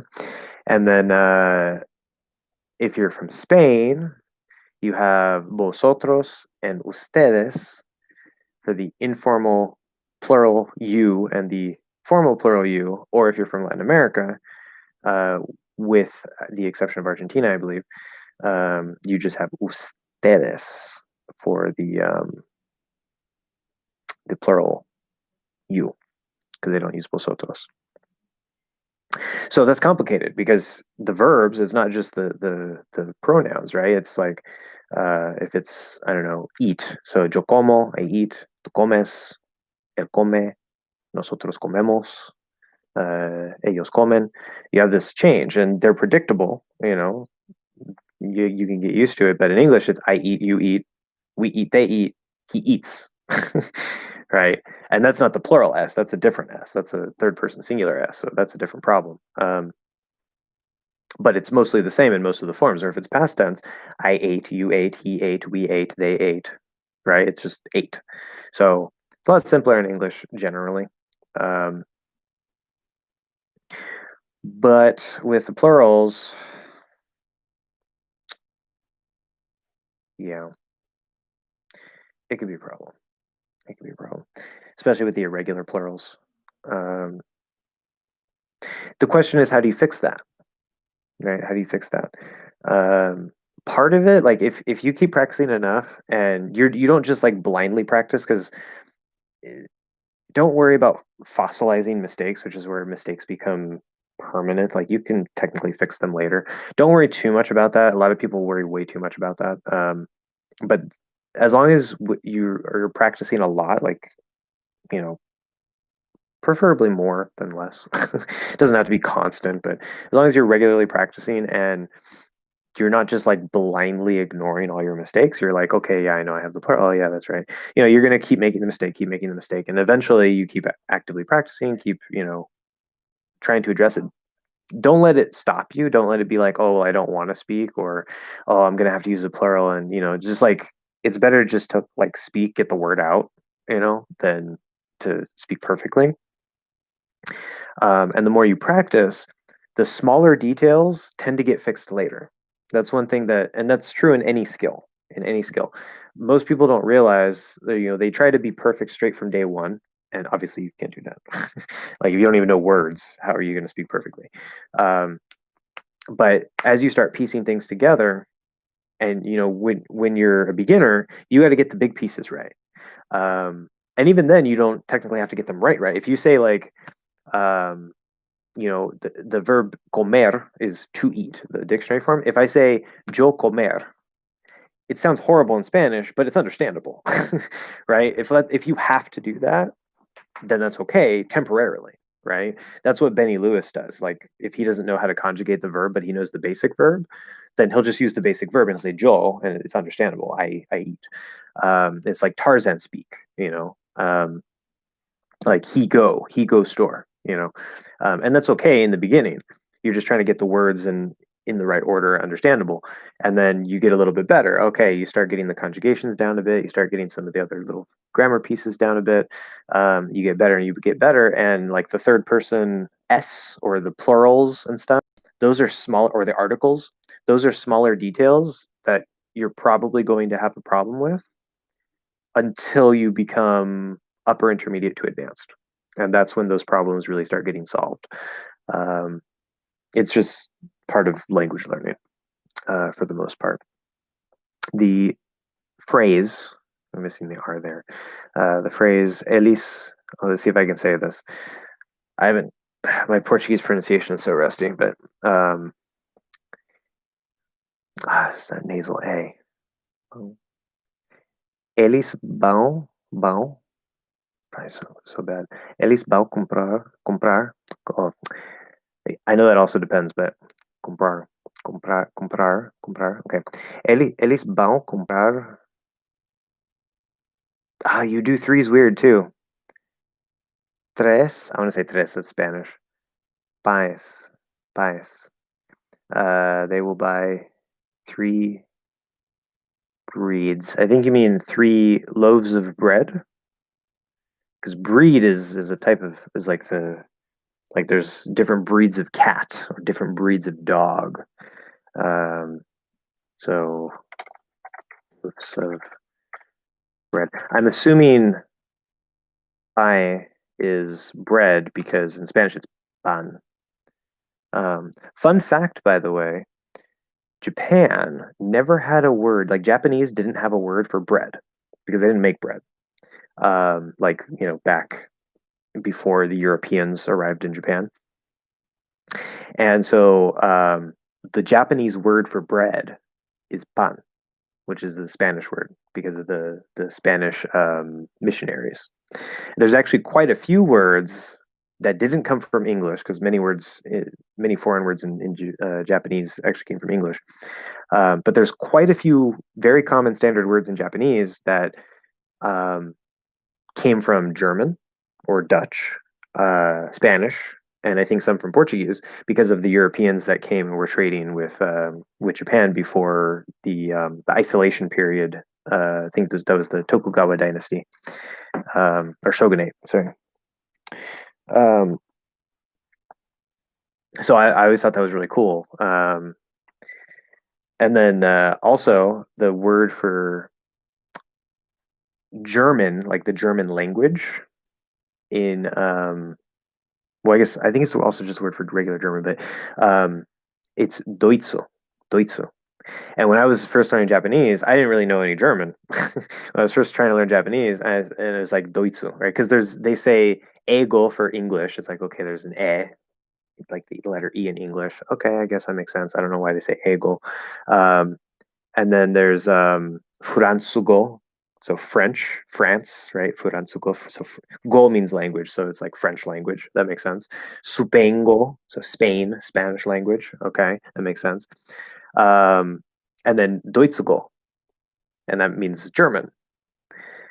And I was like, why is it Deutsche? And then later, when I was learning German, I was like, oh, the German word for German is Deutsch. So, of course, when Germans came to Japan and they said, our language is Deutsch, Japanese people said, Deutsche, Deutsche. They just changed it into a Japanese pronunciation. And so that's the word in Japanese is Deutsche. Um, it's little things like that I find very interesting. But anyway, um, and then your other thing there, yeah. So, oh yeah, I see you're giving an example because of the plural. Yeah. So ele vai, yeah, vai. You actually have a v. Whenever I see a v in Portuguese, I want to say it as a b because in Spanish the v and the b are the same, pretty much. Um, so ele vai or plural elis vowel. How's my nasal there, by the way? Elis vowel, vowel, vowel, vowel. I feel like there's something wrong between the nasal A and the O. I'm probably saying that not quite right. Bread, sorry, I was talking about breed and I talk. Oh, I see. Yeah. Yeah, that can happen too. Similar words get mixed up when you recently used the other one. But yeah, so um,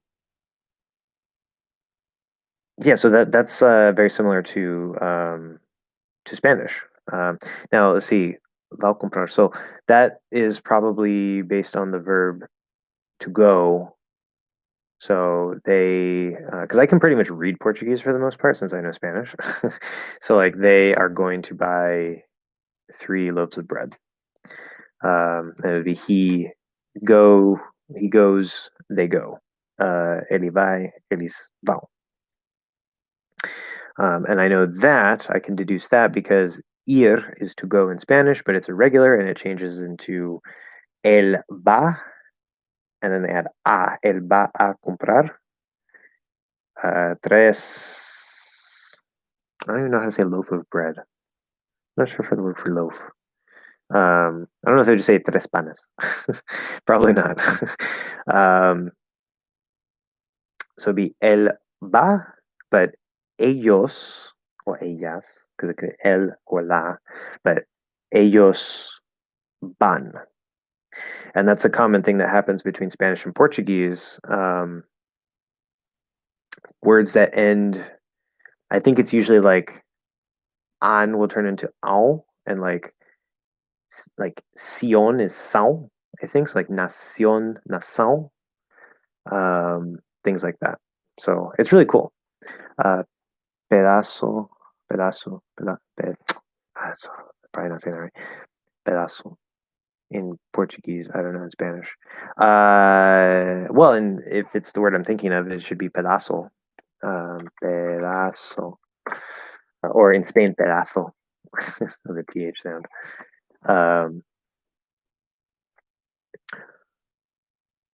but I don't know if they would do that because things don't always match between Spanish and Portuguese. Because if I were to use pedazo, pedazo, the basic general translation, there's many translations for pedazo into English, but um, and there's another word for piece also, but the basic translation is piece, like a piece of something. So if I hear pedazo de pan, I would think like a piece of bread, not a loaf of bread. Um, I assume we're still talking about loaves, or that we were originally talking about loaves. That's like a thing of bread that you buy instead of like one slice or a piece of a slice. But anyway, pedazo. Um, yeah. Anyway, I don't know. It's been about 2 hours, guys.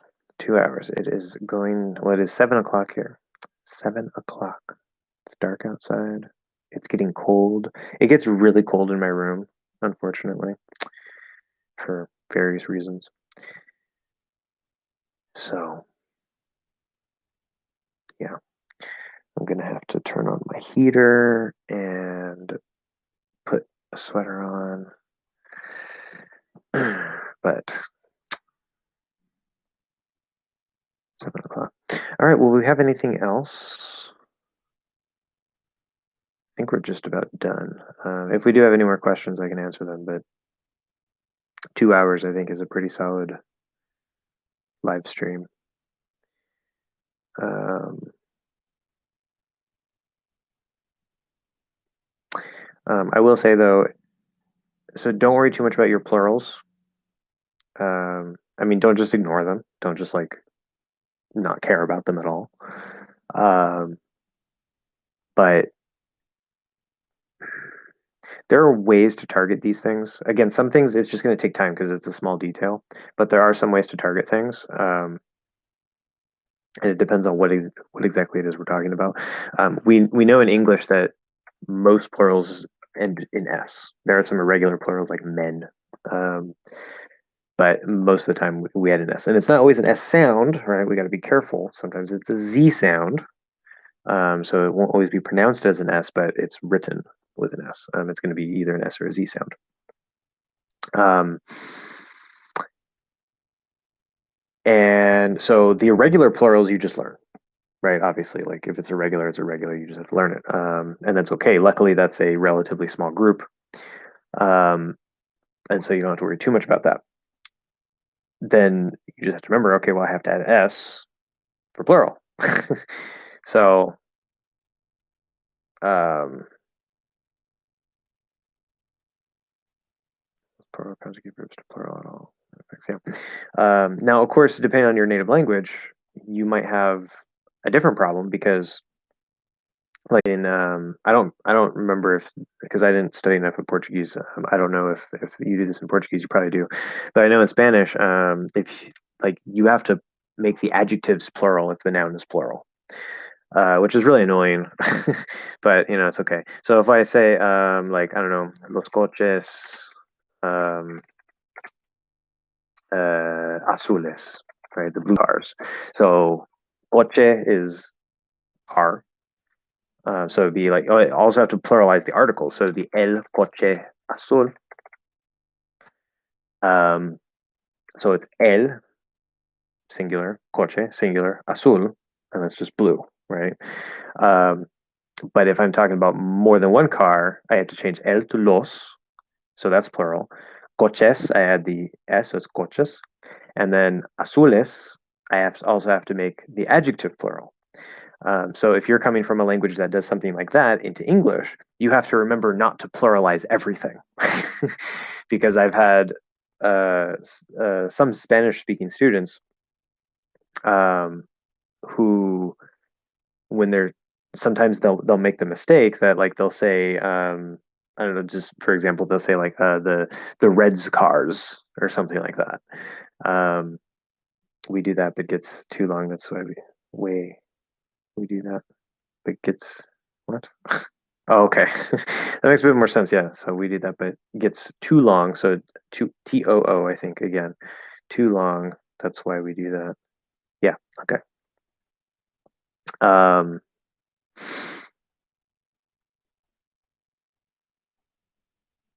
I see.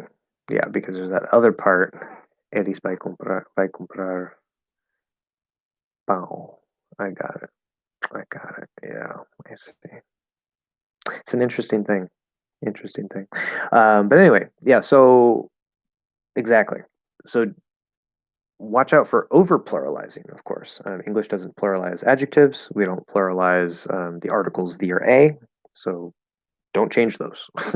We just have the word red, and that's it. Doesn't matter if it's related to a masculine, feminine, plural, singular. It's just the word red. So that's nice. But um, it's all practice. It's all practice and time. Um, what you could maybe do is spend a little bit of time every day, say 5 minutes, right, or not even that, 3 minutes. Just put a timer, for like especially if you have like a kitchen timer or something that'll ring or buzz or whatever, or you could use your phone or computer.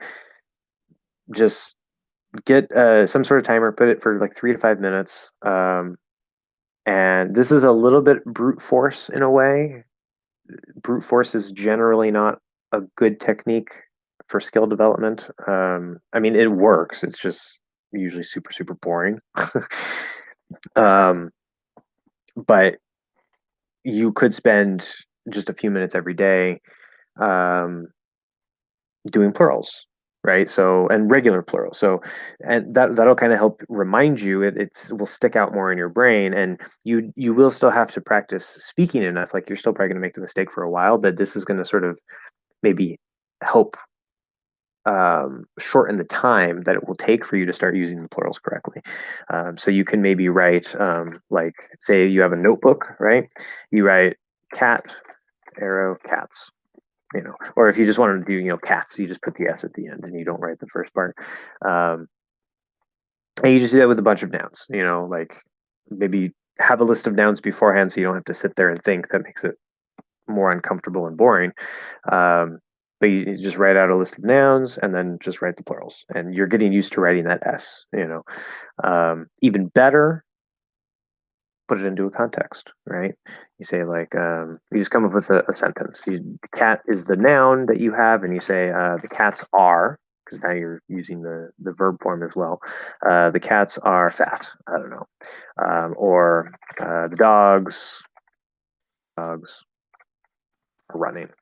Okay, you can use different types of grammar. So now you're practicing other parts of grammar. Again, your main focus is on the plural. And as you're doing this type of exercise, you might say, "Oh, actually, I don't know if that's proper grammar. I don't know if that's correct." You can take that to your tutor, right? And you can make that one of your questions in your book. You already have it written down, right? Um, so the cats are fat, the dogs are running. Sometimes you might not know a word and not realize that you don't know a word, and so you can, go look up that word and learn the new word. Um, one technique I recommend that will actually help you speak faster through writing is if you're writing these things, don't let yourself stop for things you don't know. So if you're not sure, I mean, it's probably going to slow you down, but you try to just keep going. So if you don't know the word, say run, but you know that it's like the ing form, or even if you just don't know that, right? You say, okay, the dogs are, and you're like, oh yeah, like the Portuguese word, right? And instead of stopping and looking up the word and say, oh yeah, okay, it's running, you could just say, okay, the dogs are, and then what's running in Portuguese? I don't know. In Spanish, it would be stupid R's. Corriendo. I can't do my flapped R's very well. Corriendo. There we go. It's always a difficult thing. I never perfected that, but and you could just write that, right, like corriendo or whatever. Later, you look it up, or you can put a blank spot. The dogs are blank, because here the main focus is on the plural. So you're focusing on, okay, I'm gonna take dog, make a plural sentence with dogs. If you don't know another word, put the Portuguese word or put a blank spot. Um, and then you go look it up later, and that's going to help get you into the process of producing English faster through writing, but that is going to transfer into your speech indirectly. It's a very nice little hack of how you can use writing to improve your speaking. Yeah, or you could say something else like the cars, different verb instead of are, or to be. Say the cars work, right? Present tense is going to be easy because although actually that might be good because if it were singular, it would be the car works, where you have to put the S for the verb. But if it's plural, you have to put the S for the plural instead of the verb, and there's no S on the verb. And if that's confusing, then just avoid that. But if that's not confusing, then that could be something else that you practice, and it can help you remember it better. That it depends on the individual. I might find that a little confusing, but personally. But yeah, you can use past tense. The car worked, or the cars worked. Okay. So whatever you want to do, mix it up, have fun with it, play with it, find new things. But you're targeting that plural. So that's all it is.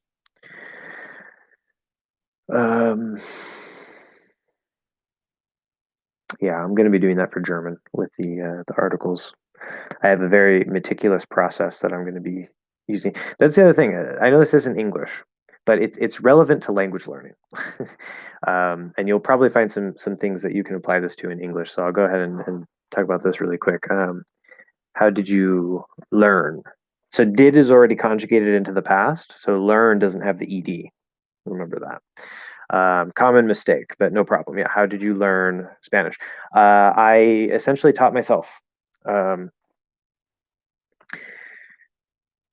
like 99%, pretty much. I taught myself. In fact, I studied enough of it to test out of the first semester in college. I took a second semester college course. This was like quite a few years ago. Didn't particularly learn a whole lot. It was mostly like grammar. I didn't really learn too much new. And then when I probably about like a year after that, I started learning by myself again. And I realized somehow, I don't know, magically, I realized that if I want to speak, I have to practice speaking because I had never actually practiced speaking. Like, I didn't know how to learn a language or how anything to do. Like all the stuff that I tell you guys, some of it I just think of on the spot and I'm like, yeah, that actually works. Like it's just because I do that in class too.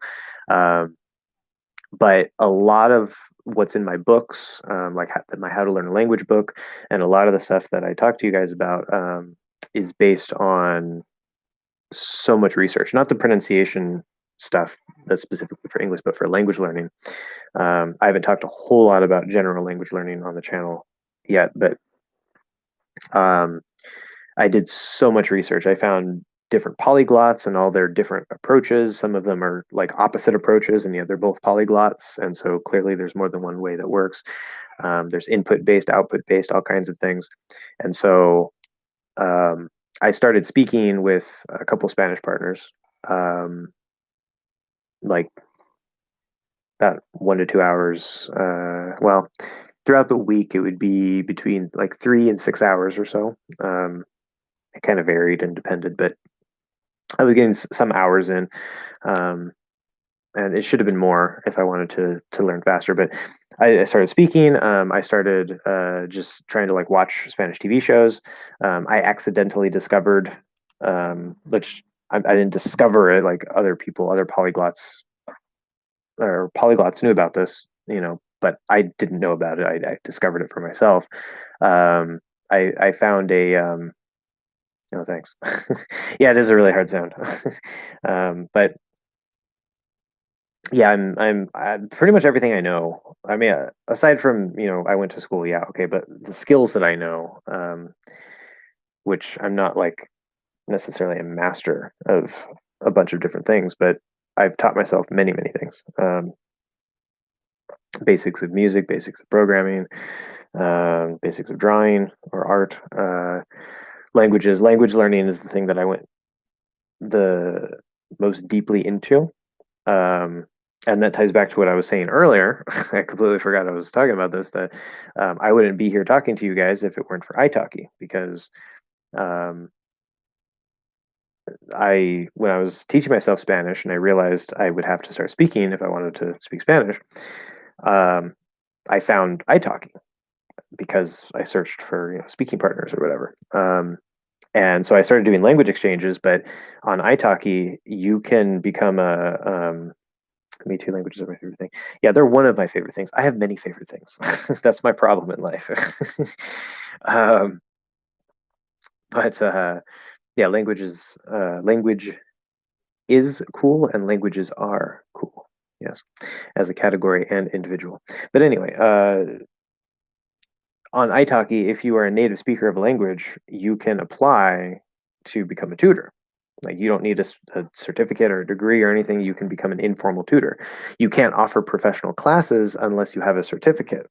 Um, and later, I got my certificate, my professional certificate. So I'm actually a professional teacher. But when I started, like for me, it was just something that I could make some money, like some extra money, because I hated my job. I was a bike delivery boy in downtown Tucson, Arizona, delivering sandwiches to people, and I absolutely hated it. Um, and I figured, well, I'm trying to teach myself Spanish, and I like language, so it turns out that I actually have a natural talent for teaching languages because as I started to learn, I wanted to improve, right? I had my first couple classes and I started looking up things and I was like, oh, I naturally do this and that and that and that, like all these different things that they say you're supposed to do or whatever. I was like, oh, yeah, like I do that. Um, and then, of course, I found there's lots of problems as well that I'm trying to fix in the system. But um, anyway, all that long journey eventually led to me creating this YouTube channel about a year ago, a little more than a year ago. And here we are now. And Gabriel asks, how do you get a certificate? Well, for English, I looked into it for Spanish too because I wanted to see if I could teach Spanish. Unfortunately, Italki does, even if you have a certificate, Italki does not let you teach another language unless you have a C2 level certification, in addition to a teaching certificate for that language. So even though my Spanish was good enough to start teaching Spanish, I didn't have a C2 certificate, so I couldn't do that. But for English, at least, there's different programs and stuff. I found this program. What is it? I have it actually up here. Bridge TEFL. I think that's the name of the company, Bridge TEFL, and they offer different kinds of like different levels of certification.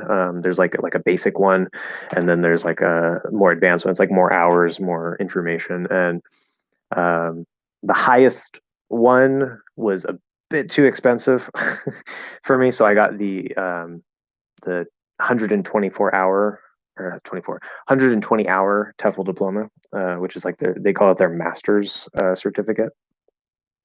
Um, and it really wasn't that difficult. um, but anyway, yeah. So you just go through that. There's different companies that offer it, and so I uploaded that to Italki, and they're like, "Okay, you're good," and then I could offer professional classes. But anyway, okay, we're at 2 hours and 16 minutes. I'm gonna have to go to the restroom again because that's what soda does to me. It makes me have to go to the restroom more often. um, but yeah, the Spanish R is like a nightmare. It took me 6 months to start rolling my R. Like tapping, like ra, I could always do that. Like that's not a big deal because it's very similar to the flapped D in English. And Japanese has a very similar sound as well.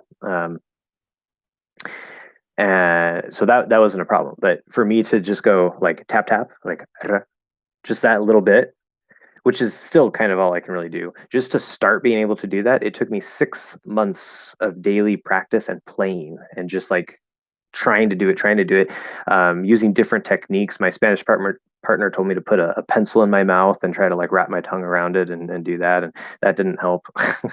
And that's how I discovered micro adjustments and a lot of different pronunciation techniques that I teach you guys. And then later, I discovered that there's certain polyglots like Benny Lewis and especially Idausen Ness who talk a lot about micro adjustments and shadowing and all these things. And I sort of discovered it myself naturally by teaching myself Spanish and playing around with things. Yeah, from an English perspective, the English R is so much easier, but R is actually a difficult sound in many languages. The English R, so I hear that in Spanish, the Spanish R, like the rolled R, for children is difficult. And there's some children who like they never really master it. And there's some native Spanish speakers who just like they can't really roll their R very well. It's the same in English. Exactly the same. English speaking children, R is one of the last sounds that's mastered. And so if it takes you guys a while, that's completely normal. Even for native speaking children, it takes a while. And that doesn't mean it's going to take you even longer. That just means that, like, in fact, you can potentially learn it faster because adults can actually learn faster than children because, children are stupid. you know, that's a whole other topic. But for the R in English, it's a common thing where many children, before they master the R, they'll replace it with a W. In fact, my brother, uh, we're about 2 years apart. And so when I was like, say, 4 or 5, he was like 2 or 3, um, he would call me Big Brother. Brother. So the first R was a W, and the ER at the end was more like a British sound. Um, and that's just how native speaking children are until they master that. But some English speakers never master it. And you'll hear people speak like if you've seen The Big Bang Theory, there's one of the characters, I think it's Kripke or something. I think he's one of the other professors or whatever, and he has this problem where he doesn't pronounce the R's, he pronounces them with a W. Um, so instead of saying really, he'll say willy, willy. Um, it can also affect the L as well, but anyway, it's a common problem in every language. It's like a universal thing. It doesn't matter how we do the R. It's just like R is a universally difficult sound for humans. It's just there's different kinds and different languages use different kinds.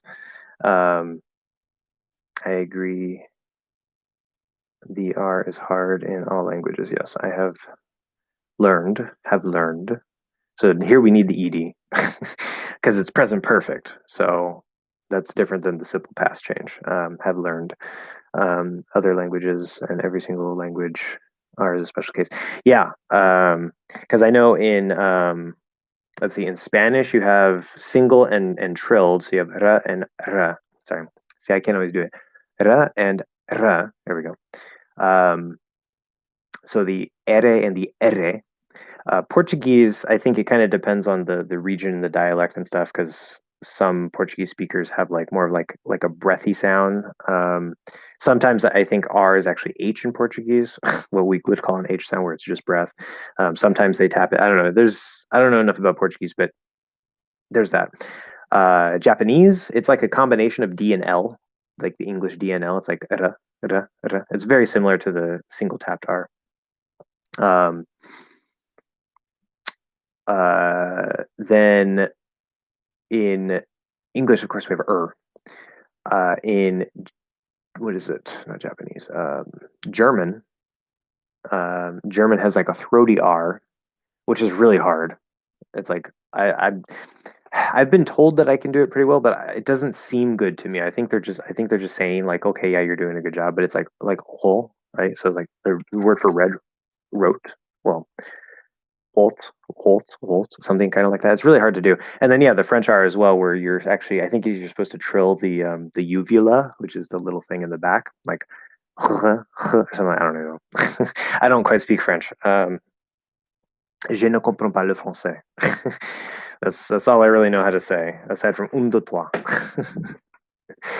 um, but I say it very well because I like pronunciation. Um, so yeah, it's a weird thing. It's a weird thing. Um, that's just how it is. So I think pretty much all learners of all languages, the R is always going to be a problem. Like no matter what you do, unless you learned another language unless the language that you're learning has an R that you've already become familiar with, whether your native language or another language are, it's going to be a problem. So R in the beginning of words sound like H. Yeah, in the middle is very similar to flat T. I think you mean flapped. It wouldn't be flat. And I don't use the term flapped T because in American English, it's not a T sound. It might be spelled with a T, but it's exactly the same sound as the flapped D if it's written with a D. So I just use flapped D because it's the exact same sound. Um, it's just misleading and confusing to say flapped D and flapped T when it's the same sound. Um, but actually an R. Yeah, so because I know you say what is it? Heel, like heel de Janeiro. No, that was bad. That was I don't even know what that R was.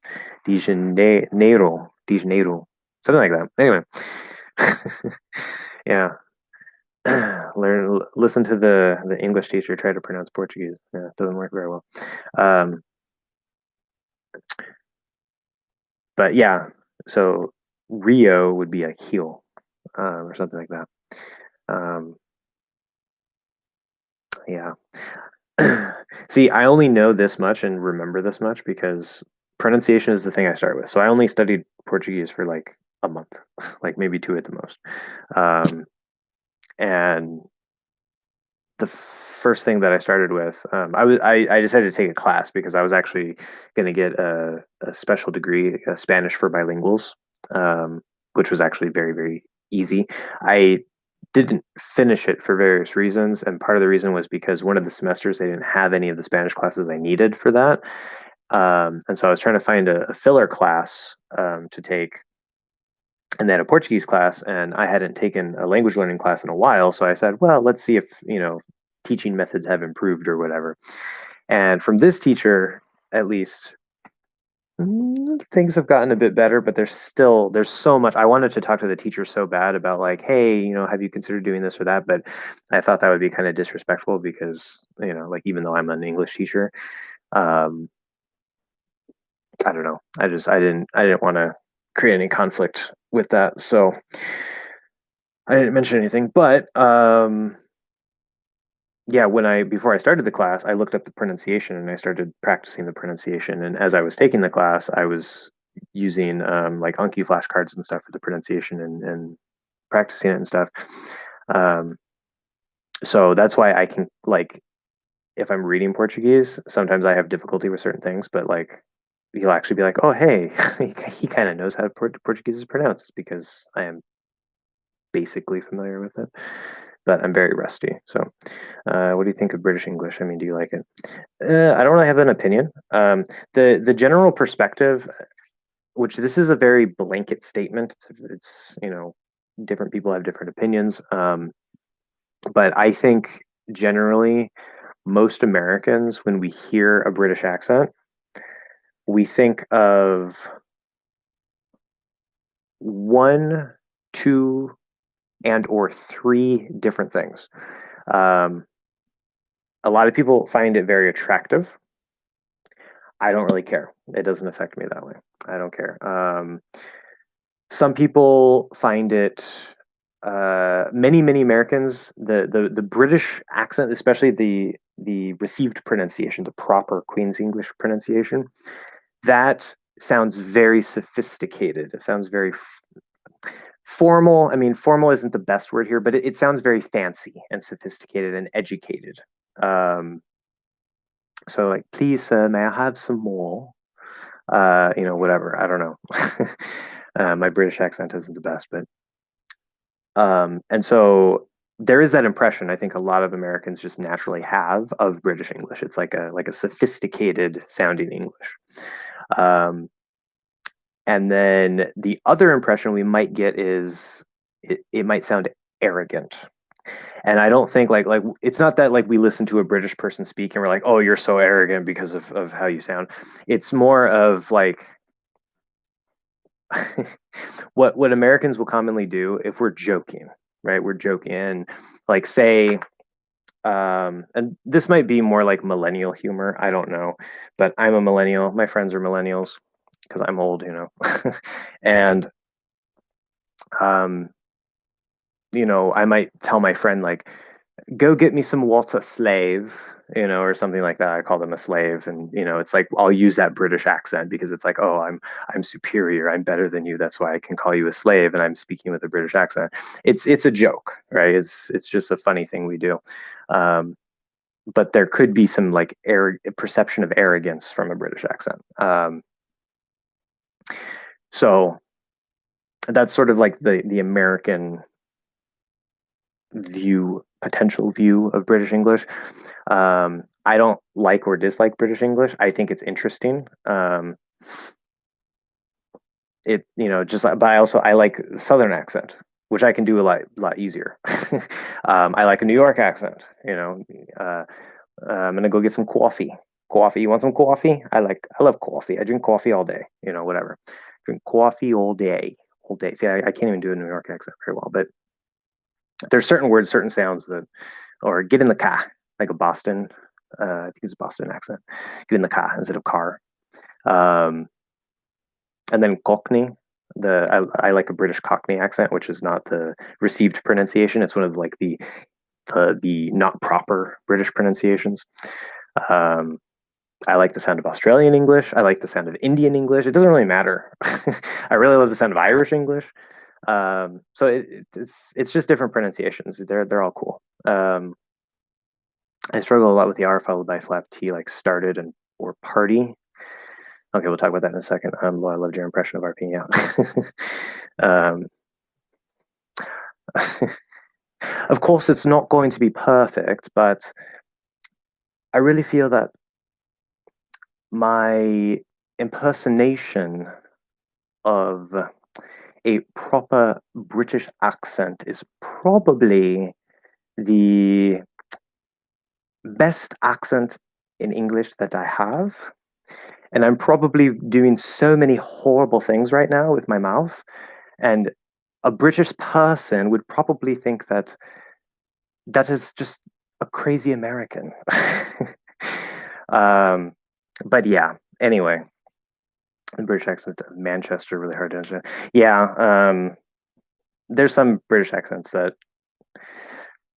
are harder to understand. The only accent that I ever really have actual difficulty with is a Scottish accent. And it's not like always. Like a lot of the time, if a Scottish person is talking, it's not really a problem, but there's some Scottish speakers who have such a thick Scottish accent that it's difficult for me to understand. And there's nothing against them. It's fine. No big deal. Um, but I can understand Indian English, like native speaker Indian English with like a thick Indian accent. I can understand that on 2 times speed on YouTube, sometimes better than Scottish English on regular speed. So, yeah, that's the only accent I really have trouble understanding. But yes, I really have to go to the bathroom. I'm going to come back and do this flap T and R followed by flap T. That's a common problem. I really have to go to the bathroom really quick though.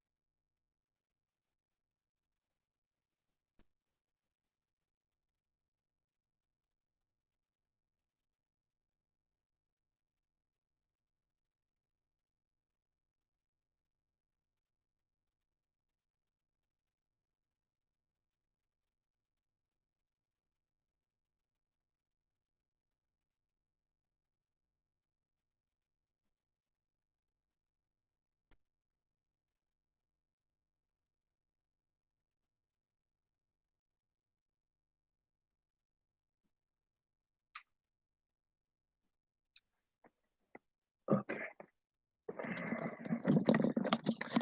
Anyway, um, yeah.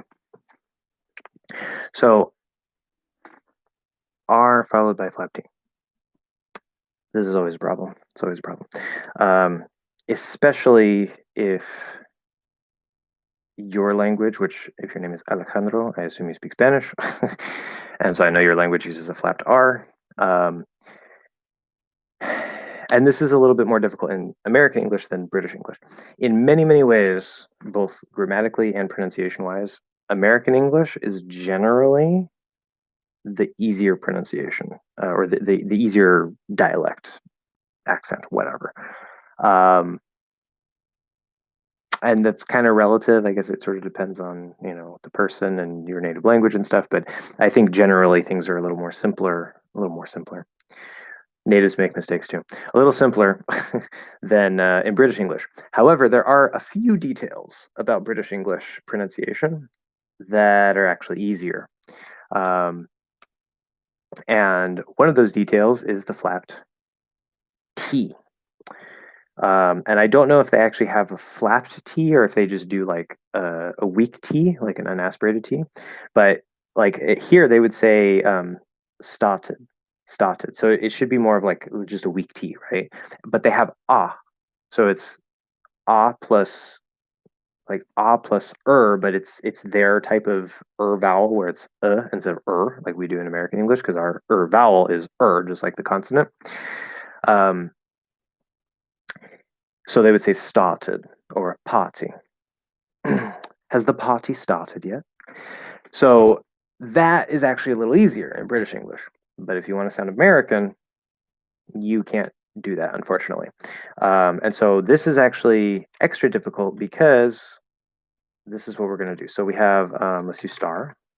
Okay, so first we have star, and you have to be able to say not only the properly, but you have to be able to do the R colored fifth vowel, ah.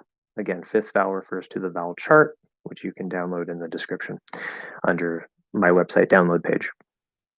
But fifth vowel is ah, and you have to R color that, meaning that you're going to not just move from ah to but you have to blend the two together. So you have to know that ending spot and be able to do that well by itself as an individual sound. Then be able to do the R colored R, so R. And then you have to be able to flap the T, which is actually a D, flapped D, in American English. So that TED ending in this particular case, because we have the id, the ED is usually silent for the past tense, but if it's a TED or a DED, then that vowel gets pronounced. It actually becomes activated because we can't do t or t, right? We need a sound there. So it would be like tid, but we know that if there's a vowel before and after a weak T or a weak D, it becomes a flapped D. In both cases, it doesn't matter if it's a T spelling or a D spelling, it becomes a flapped D in American English. And R, it's an R colored vowel, but it's still a vowel. So that will, between the I and the R, it's going to trigger the flap. We're going to say started, started, started. Now, because of the R part and the R color, it is going to change the quality of the sound of that flap D a little bit because it's a little bit harder now to do a nice, quick, easy flap. And so we don't do a normal flapped D. Okay. Where like if I say waited, waited, okay. Here it's like star, because I have to go from star, and then shoot my tongue forward to flap, and that's a lot harder to do. So we're still going to flap it. It's still technically a flap, but we're going to have a little bit more contact for just like half of a second more. So it's not actually a D where you build up and you push out. It's sort of like halfway between a flapped D and a weak D, where it's just not aspirated. It's not a lot of force. So there's just a little bit more contact time instead of tapping and going. Very, very small shift. So you don't want to say started with like a full D. That's not going to sound right. But even for us natives, it's really, really hard to go from straight into a flap. And so we don't. We do sort of a modified flap where it's back a little bit farther and we make a little bit more contact, but we just try to get in and out as fast as we can. Started, started, started, instead of wait, started. So it's going to sound just slightly different, but because we only have the one flapped sound, the flapped D, regardless of if it's spelled with a T or a D. Um, that little difference in position and slight length of contact, we're not going to notice that as a different sound or a different version of a D or a T. Um, and same thing with party. Okay, we don't say party. Okay, if you're fully enunciating, technically you can keep it as a T and say party, but we almost never do that. Like we might do that in a funny way, but it's kind of a natural. So party, party, ri. Edited. I think there are 3 flap DT. Okay, 3. What do you mean? Oh, and the word edited. See, I was thinking something different. Okay, good. Yeah, so the word edited. Edited. Um, edited. I can't spell. I can't type, guys. Okay. There's not 3 flapped Ds. There's 2 flap Ds and a stop D. The first D is flapped because we have and then so it's the E is stressed. The first D is at the start of an unstressed syllable, and so that makes it weak. And then the is a vowel sound. The I is a vowel sound, and so because it's weak and it's surrounded by 2 vowels, it becomes flapped. So that's the first flap D. Ere, ere. Okay. Then we go to the T, which in American English, if it's surrounded by 2 vowels and is weak, will become a flapped D. Same exact sound. And that's exactly the case here. This is also not stressed. And we have the I and the I, same sound on both sides. So we're going to flap it. E, re. It sounds really strange when we do flap D in isolation like that, because we never start a sound with the flap D. We never start a word with it. But it's edited, edited, edited, edited. And so you're literally just doing that. But that last D is not flapped, because if it were flapped, we would have to have another sound after it, like edited-y, edited-y, or something like that. Another vowel after it. So if you fully enunciate, then you can push that D out at the end, but it would be a normal D. Edited, edited. But without connecting or linking to anything, it would be probably by default, it would normally come out as a stop D. Edited. But this is actually a good case here, where if we say a good example, edited it, if we have these two, like I edited it yesterday. Now, oh, I see what you're saying. See,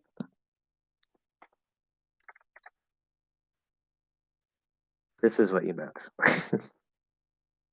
And I misspelled it, of course. I cannot type today. Edited, edit. See, now I'm getting confused. Edit, it. Okay, this is what you meant.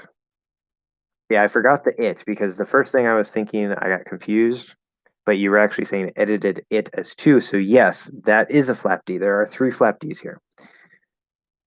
Forget what I said earlier about there only being 2, because once we add the it, then that last D would become flapped when it connects.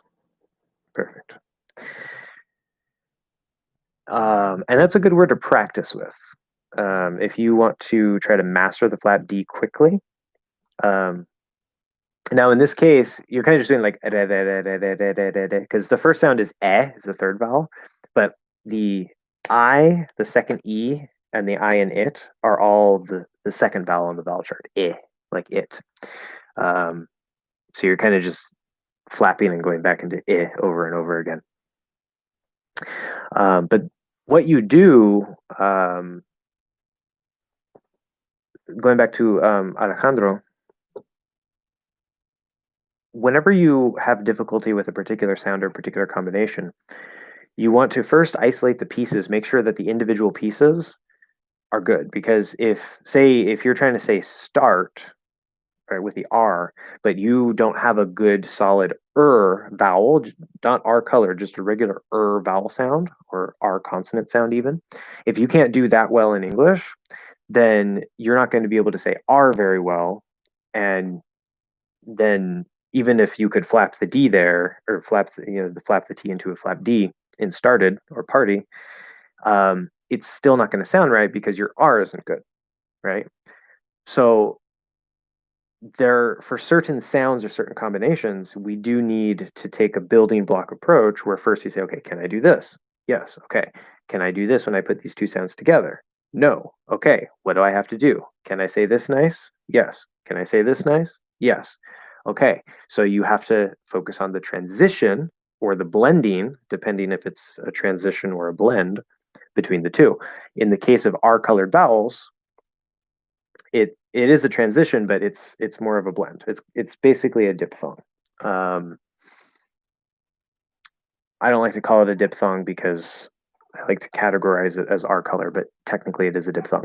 Um, it's just a different way to think about it.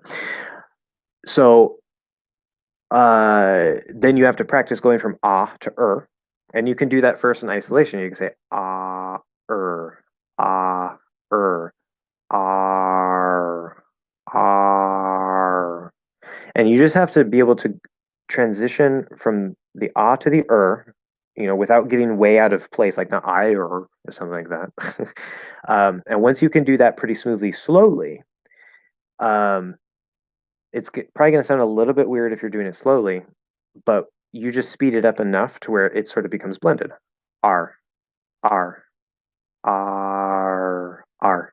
Okay. Just like if I were to say a, it doesn't sound like the diphthong a, right? There's a certain speed to it for it to blend. Okay, once you can do that, then we say, okay, well, there's the flap D. Can I do a flap D by itself? Well, I mean, not by itself because we never say it in isolation, but like say in a word, edit, edit, present tense, just EDIT. Okay, that's a good example. Edit, edit, edit, edit. Right? Can you flap it? If you can do a normal, regular flapped D, whether it's spelled with a T or a D, it doesn't matter. If it's a flap D, it's a flap D. If you can do that, and you can do R, now you go up to the next level, right? And you try to put R and flapped D together. Okay. So you can take off the ST and say R plus the rid, right? Arted, arted, arted, arde, re, re. Again, it's going to be a little bit different. It's going to sound a little bit weird compared to the normal flap D, but you just try to do it as best you can. And you want to try to get feedback from, a tutor or somebody.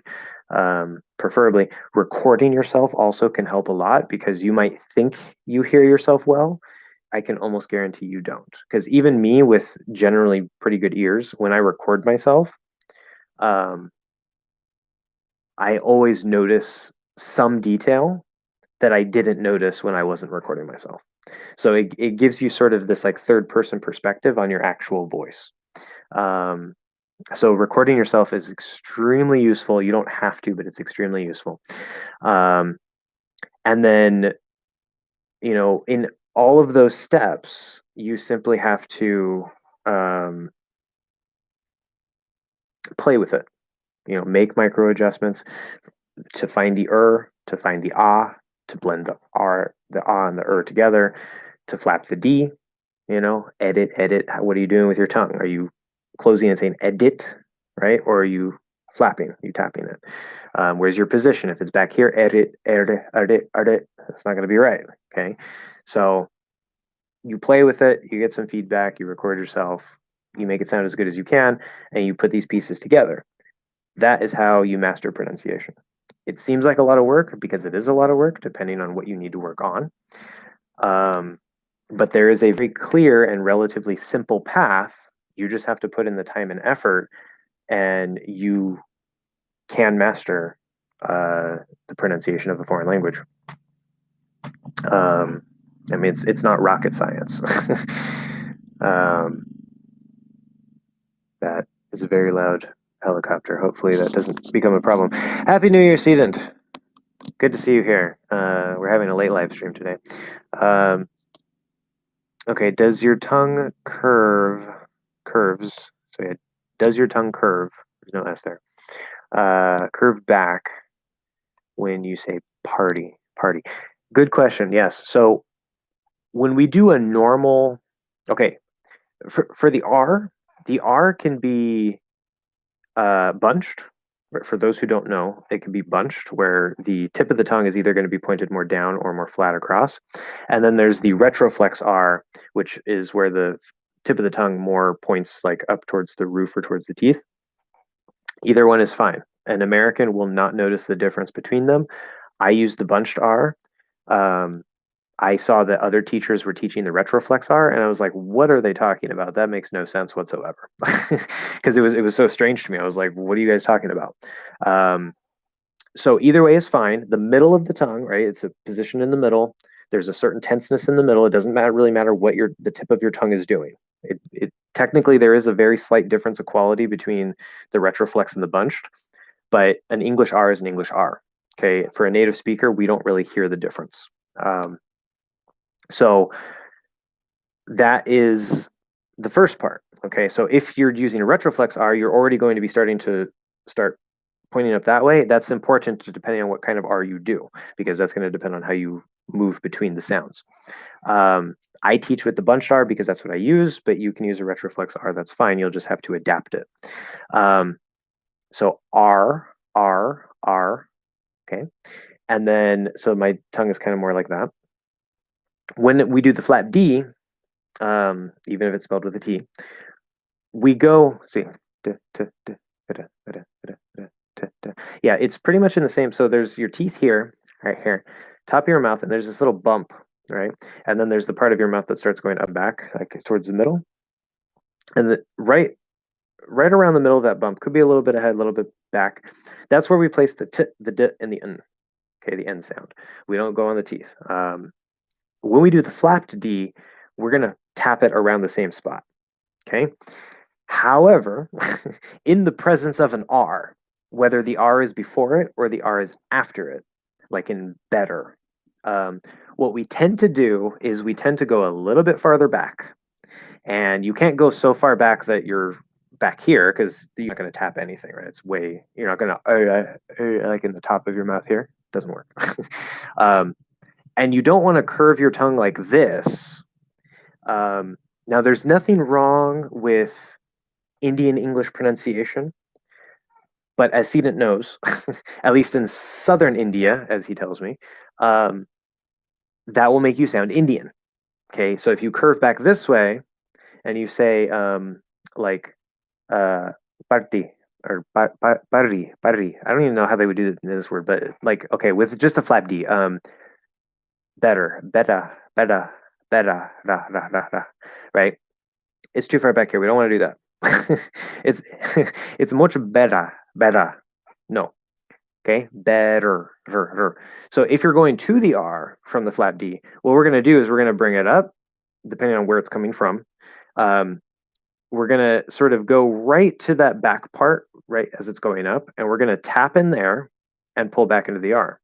If you're going from the R to the flat D, like in party, then we're not going to tap and pull because we're not pulling into the R. We're going from the R, trying to shoot forward. And the nearest point that you can tap is that same point, right as it's starting to go up towards the middle of your mouth. So instead of trying to shoot it all the way forward here to the bump and tapping there, that's a lot harder to do. So I wouldn't necessarily say that the tongue curves. Maybe there's a bit of a curve to it, but it's definitely not like this, okay? And we're going to sort of hit that point and try to tap there instead. So after in party, the next sound is E, so we have to go into the E. So it's actually going to be like tap and pull that way, or tap and push. Party, party. I know you can't see that, but party, party. So anyway, party. Curve, my spelling is lacking today. Yeah, good. You corrected yourself. I didn't even get to that. Very nice. Yeah, my spelling is lacking today too. So, I'm a native speaker, so no problem. Oh, so your tongue stays relaxed and it becomes a flapped when you say the ty. Um,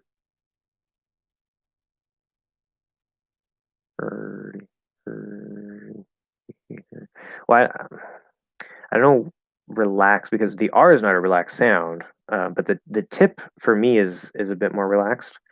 And as I shoot it forward,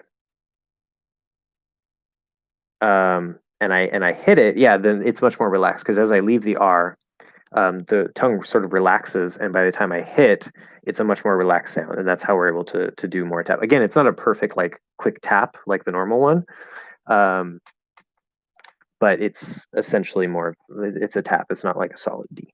Um, so yeah, there's a relaxedness by the time you get to that point. Yeah.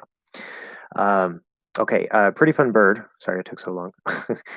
Pretty fun bird said, "Edited it is one I find myself tripping on, even as a native speaker and fellow English accent teacher. So don't feel bad if the triple flap feels tough, everyone." Yeah, definitely, definitely. Well, welcome to the to the live stream. It took a while. I hope you're still here. um, I can only do so much at a time, but yeah. So interesting. Um, Now I'm curious. Like, I don't know if like why are you here? Just found the stream randomly, but wanted to say you have great knowledge. There's so much inaccurate, unhelpful accent content online and proficiencies on. Well, thank you very much. Yes, good. Um, some of the ways I teach are apparently controversial. um, because based on my like most of my videos have likes, like 100% like ratio, but there's some like when I talk about the when I talk about the schwa, like the schwa on the upside down V IPA symbol, um, I get some dislikes, and yeah, apparently it's a little controversial with how I approach things. But anyway, yes. So sedent in the word difficult, which vowel is used in the second syllable? Is it schwa? I used Youglish, or yeah, Youglish to listen to this word, and it sounded like a schwa to me, but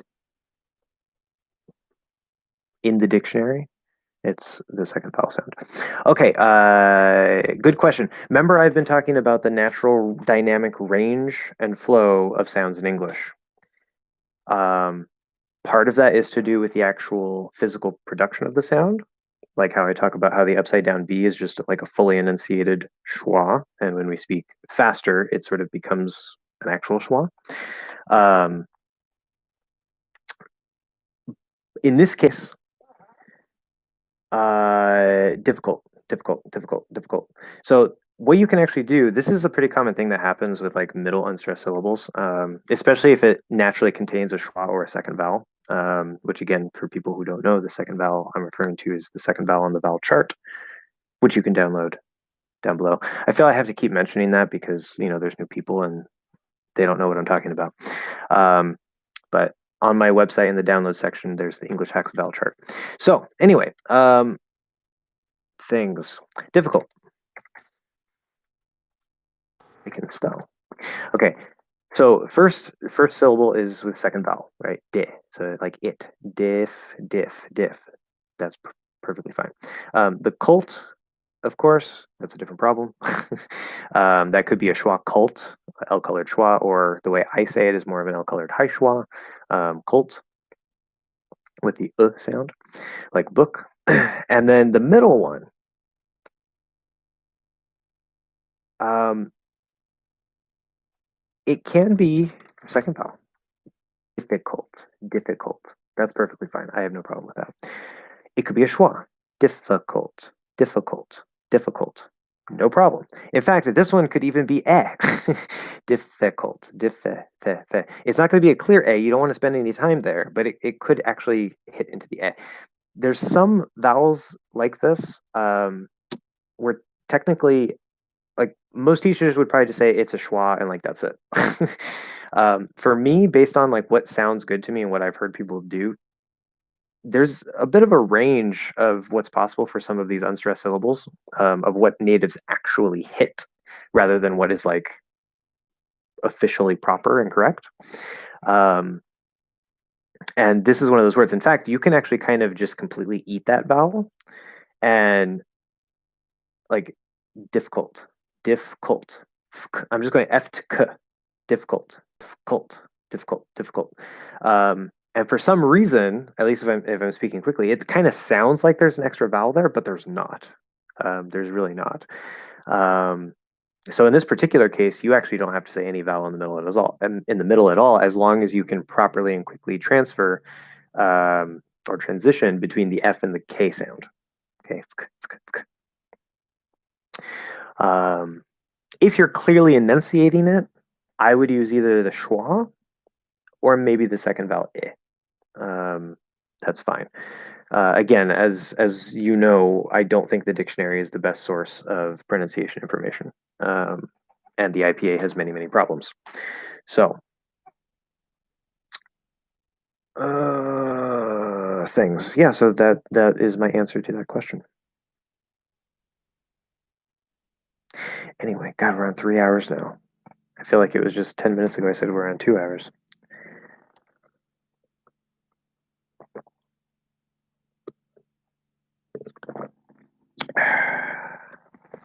Okay.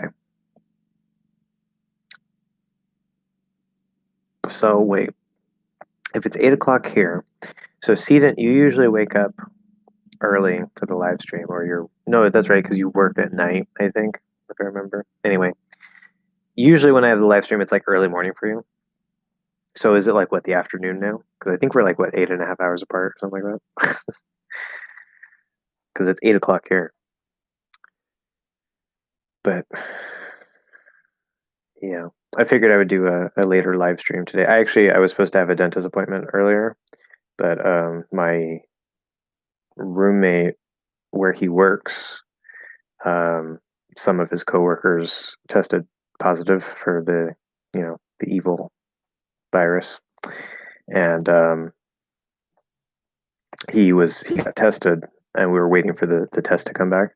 So I canceled my dentist appointment this morning because I was like, I don't know if he has it, and then maybe I got it, but he tested negative, so luckily, good. Which I mean doesn't guarantee I don't have it, but that means I probably don't have it, since I don't really go anywhere anyway. um, but I was supposed to have a dentist appointment, which is one reason why I put the live stream so late. I started at 5 p.m. And so here we are. But would you collab with Rachel's English? I don't know. To my understanding, Rachel's English is like the pronunciation channel on YouTube. I know there's a lot of people who talk about pronunciation, but she's the one I hear the most about from uh, students I've had. Um, and I've seen some of her videos as well. Would I collab with her? I mean, I don't know. I don't know if she would want to collab with me. Number one, I'm super small. I'm not a very big YouTuber. So I don't know. Maybe in the future, I guess. That my only concern with collabing with other teachers um, is some of the way that I teach things and some of the details. Like for example, with the vowel, like if you go to the dictionary, like a lot of people they'll use the IPA, and sometimes you'll see like okay, it's a schwa plus or you'll see it's like the high, like the horseshoe, what I call the high schwa, the plus like for like sure or whatever. And the way that I speak, you know, which is very natural and still technically neutral, because it's under the branch of General American. It's more Western American, but it's the same under the same thing. Um, the way that I speak and the way that is easier for you guys is instead of trying to learn, okay, I have to do like schwa plus or high schwa plus or whatever. It's like, yes, there are colored vowels like R or ear or, but the vowel is just the vowel. And like the spelling ERIRUR, as long as there's not a silent E at the end, is usually just pronounced right? And I don't like the IPA. A lot of teachers rely on the IPA. I hate the IPA. At best, it's just a crutch. So, um, my concern would be that because I don't like the IPA and because there's certain things like certain like I teach the cot merger. I don't know if other teachers teach that or not. I just teach you the one sound because it's easier. Okay. Um, So maybe if there's another teacher that is like, hey, let's collab and like, I like the way you teach and this, that, whatever, then fine. But I don't know if there's going to be other teachers who are like, hey, no, you're teaching wrong English or whatever. Although pretty fun bird if he or she is still here. You just randomly found my channel, and so I don't know if you're aware of the things that are I teach maybe a little bit differently than other teachers, and so but according to what you said here, I seem to have great knowledge. So yay! So maybe some teachers would be open to that. I don't know, but I'm not closed to collaboration, but I'm not particularly looking for collaboration. Especially since we would say I have a bone to pick with the established teaching, some details of the established teaching approach, I guess you could say. The way things are taught, what is taught, and how, well, I guess how would be the way, but especially in classrooms, I still think there's so much improvement that could be made. So anyway, that doesn't matter. So Sedent, I was sleeping and the Amazon guy woke me. That's funny. Then I realized you were live. Well, thank you, Amazon guy. Yeah. I also noticed for the fourth, third, and second vowel, for all of these front vowels, tongue position remain the same. It's just the opening of the mouth that matters. Also, what do you think about Rachel's video on the I vowel in her video? It sounds a little different than yours. Did I look at that before? I don't remember if you sent me a link to her video or not, because you sent me so many links. I can check that. But for your first question, the fourth, the third, and the second vowel. So we're going backwards. The second vowel, the third vowel, and the fourth vowel. Let's see if I.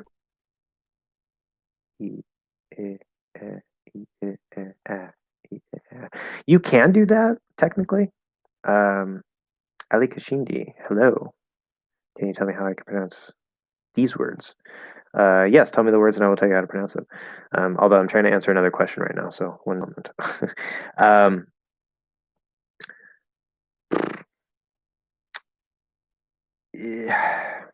The short, simple answer to this question about like going from second, third, fourth, is that yes, all you really have to do, like if you keep your tongue in the same position and you just lower your jaw,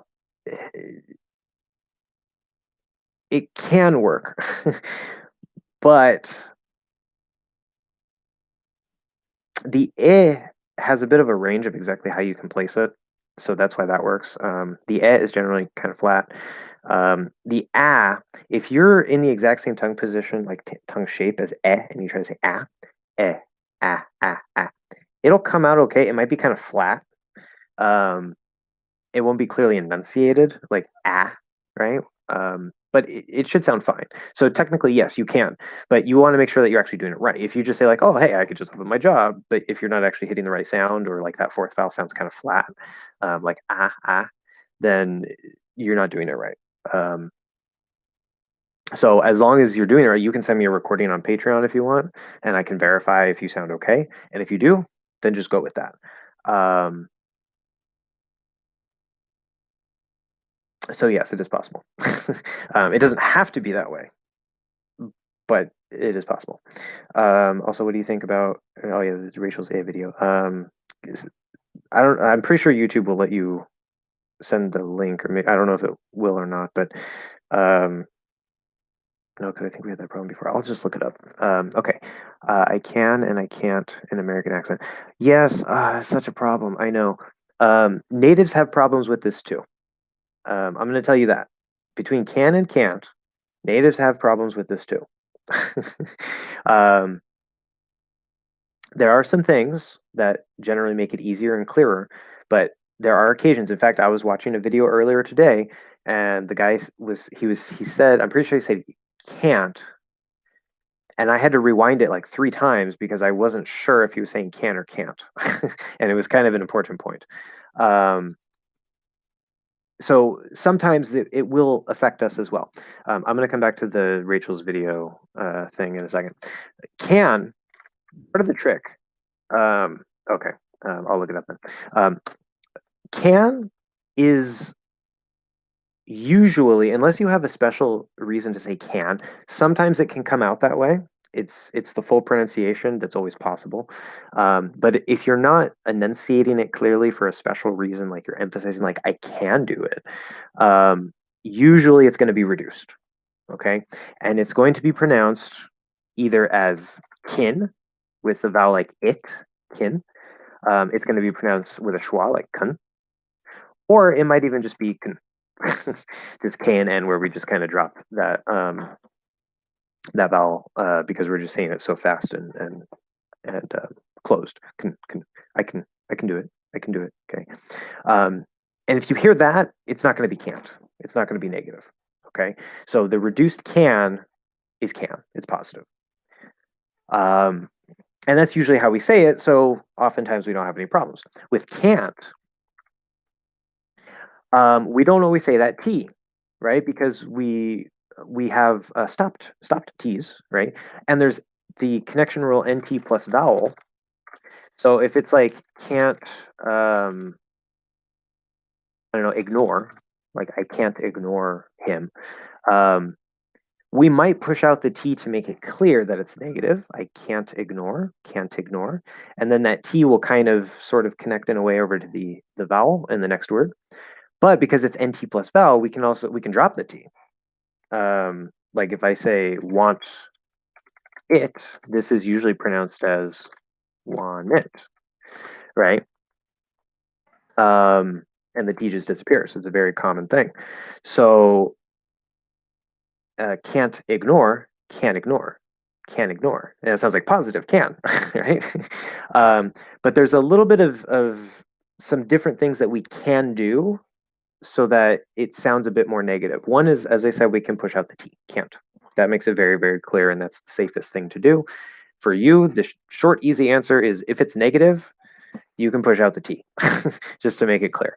That should usually sound fine. Another thing that I notice natives do for can't, won't, and don't is we'll actually, especially when we're speaking very lazily and quickly, we'll make the vowel nasal. And this is something very interesting because English does not have nasal vowels. It's just not, it's not a concept in English. But I've noticed this in myself and I've noticed this in some other speakers. If we're speaking really lazily and we're not enunciating, we won't say the T, we won't say the N, okay? We'll make the A nasal because when the A is nasal, N is nasal. And because we don't have nasal sounds or we have nasal vowels, we will hear the N through the nasal A, and then we only use that for the negative can't or don't, won't. It's only in those special words. That's the only places I've noticed it. So you can say like can't, and we might even do a bit of a glottal stop or stop on the T. Can't, and that's perfectly fine as well. But you could do can't ignore. Here, if we're going to connect the N over to the I, we are going to sort of actually hit that N, even if the I is kind of nasal. That's fine because we're connecting, but can't ignore. I can't ignore. Can ignore. Can't ignore. Instead of I can't ignore. Can't. There's more through the mouth. You might not hear a difference, and that's fine. It doesn't matter. That's another variation we might do. Or we could just do a stop T. If you do a nice clear stop T, like a glottal stop T, can't ignore. You don't have to do the end there. There's a bit of a nasal preparation before the T. The easy thing to do is to go into the N and then do a glottal stop T. So just do that. But can't ignore. If you do a glottal stop T like that, we're going to hear negative. It can't be positive if there's a glottal stop T because the positive does not have a T, so there's no glottal stop. So because, again, this is part of the dynamic range and variation of actual real messy American speech. And so sometimes, it just based on how things come out, even for natives, we're not 100% sure if it was positive or negative. And we'll have to ask for clarification, like can or can't. That happens. But again, generally, can positive will be reduced, and can't negative will either have sort of a nasal vowel to it, and or it'll have a stop on the T, a clear cutoff glottal stop on the T. So, um, Rachel also talks about, and I hope that answers your question, Ali. Um, I know it's kind of long, but that's the reality of it. Rachel also talks about vowels in stressed and unstressed syllables in all her videos. Yes, I have some thoughts on that. I'll come back to that. That Rachel's English video about the short a sound, she pronounced two ways of saying that the stressed one, it starts high in pitch and goes down. That's why it sounded different than she pronounced the normal short a vowel, short I vowel. Yes, which by the way, Gabriel, I don't know if I mentioned this before, if you've seen it on my channel. I mean, you can use whatever terminology you want, of course, especially if it makes sense to you. I do not use long and short terminology like the long I and the short I because I think it's very misleading and it makes many English learners mistake long sound for stressed.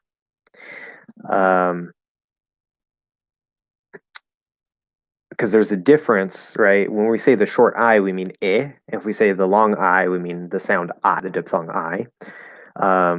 But so I've had some students where because it's called the short I, they think that it's never stressed because it's short, right? It can't be stressed. And so it's a really misleading and stupid terminology that I just completely avoid. It's one of those details that I hate about the way things are normally taught. Anyway, okay, let's talk about this. See, now we have where were you guys like, in the first hour? Because, well, I think actually Gabriel came pretty soon, but okay, what's the using of past participle? Okay, I'll come back to that in a second. So talking about with I guess I have to listen to this sound. To this video. Okay, Rachel's English. IH. I can't even type second vowel because these are my very useful and clear terminologies. Short I. Yeah, that's what we were just talking about. Do I find it? American English, how to make the I vowel. See, and she even spells it with IH. So I guess I could have done that.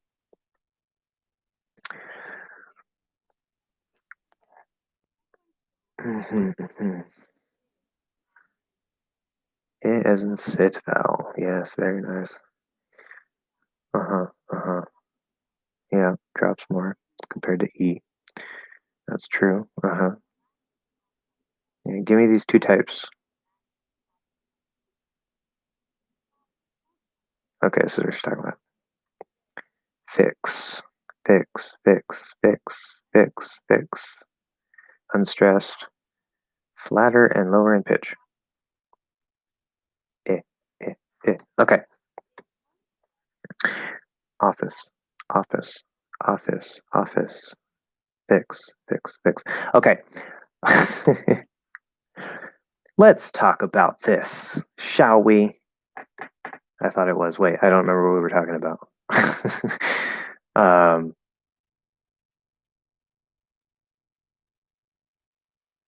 I don't know. No, what I was saying, if this, I don't know. I'm distracted. I'm confused. I swear, guys, I have ADHD. I'm pretty sure. Um, yeah. So I mentioned earlier. So yeah, I'm pretty sure you came earlier, Gabriel, and you started to kind of get the questions going. But like, I was here for like a half hour before. Like, I think it said there was one person here, but like they weren't leaving any questions or saying anything. So, like, I was just kind of like talking for like a half hour, and then you came, and then we started to get going. Enough students here, and people are actually asking questions, and it's like we're 3 hours and 18 minutes in, and I'm just like, where was this earlier? So, keep watching. Why do I have to keep watching? She says office. You talking about the mouth position? Yeah. Okay. I'm not gonna, this is actually perfect. This is absolutely perfect. Okay. I teach this completely differently. And this actually fits in perfectly with the thing I've been talking about for the last few weeks about like I saw her difference in the mouth position and stuff. Um, the things that I've been talking about for the last few weeks about like the range and quality of sounds. So what she's saying is not inaccurate, but what she's saying is basically exactly the same thing as what I'm saying when I say that the upside down E, the schwa, and the upside down V, are actually just the range of one sound. Okay. The stressed I and the unstressed I are the same sound. It's the full range of one sound. And although technically speaking, when we're doing the unstressed one, or maybe the stressed one but at faster speed, um, although technically, yes, there might be a very slight change in the tongue position, I don't want you to think about it that way. And I would not teach it that way because number one, I don't think it's necessary. Um, but right, okay, so like I was saying earlier, like with the word come, okay, this is supposed to be the upside down V, right? Um, or if we say bus, okay, these are not schwa sounds. These are not the upside down E, okay. And I know we're talking about the second I, but stay with me for a second here. So if I clearly enunciate, right? I showed you my diagram before, my map. I don't have it here, but where on one side we have the fully clearly enunciated sound, and then depending on how you increase the speed or if you increase the laziness, right? It's going to become generally less enunciated with speed or laziness. And that's going to affect the quality a bit, and it's going to not sound as clear, even if it's stressed. Okay, even if it's stressed, because stress and unstress is relative to speed. All right. So if I'm speaking really slowly like this, then you're going to very easily hear which syllables are louder and longer and which syllables are shorter and quieter, meaning stressed and unstressed. Okay. But if I'm speaking quickly and I say the same thing and I'm saying, okay, now what's stressed and unstressed? Okay. Relatively, the stressed syllables are still louder and longer compared to the unstressed syllables. But now the length and volume of the stressed syllables is kind of comparable to the slower version of the unstressed syllables. Okay. This is the dynamic range and how speed affects the pronunciation. So when I say bus, if I clearly enunciate that, bus, bus, it's that upside down V sound. Okay, I don't want to go too far down to where it's like the Spanish or Russian or other language sound, a sound, because that wouldn't be right. It's not bus. Okay, it's bus, bus. So that's the bottom of the range, the nice, clear, fully enunciated sound. As you close that, as you speak faster, you don't open as much, even if it's a stressed syllable or stressed word. It's going to sound more and more like the schwa, because the schwa is right in that same range, right? So if I say bus, bus, bus, I'm not saying bus, bus. I have to say bus, the bus, the bus. Okay. So now that schwa in the and the upside down, not true schwa in bus sound pretty much identical. The bus, the bus, the bus, bus, the bus. Okay.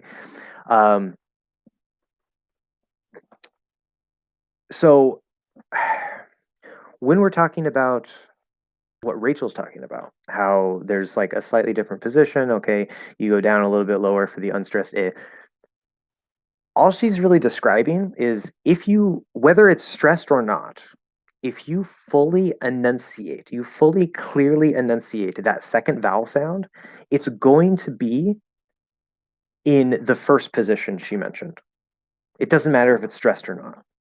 Okay. So if I say, which say fix an office, so I could say fix, fix. Now, if I say office and I clearly enunciate okay, still keeping it unstressed, but I very clearly enunciate the word office, office. I'm going pretty much right into that stressed, fully enunciated sound because it's about how clearly am I saying it and how relatively slowly am I saying it. Now, on the flip side, it works the other way. If I say office really fast, or like we were saying with what was the word, difficult. Okay, we're gonna hit that and it's gonna be nice and shallow and short, and we're not necessarily gonna hit exactly the same spot. It might be a little bit lower. So office. In fact, you can actually just go F to S and kind of eat the vowel there. It doesn't really matter. Office, office, office. Well, there has to be a little bit of a sound in that case. Yeah, it doesn't quite work here because office would be a different word or it sounds like a different word. So you can't always do that, but it can be very, very close, like office, fis, fis, fis, very, very small. Either way, if I go to that stressed syllable in fix with that nice clear second vowel, but I say it quickly. Fix, fix, fix, fix, fix, office, office, fix, fix.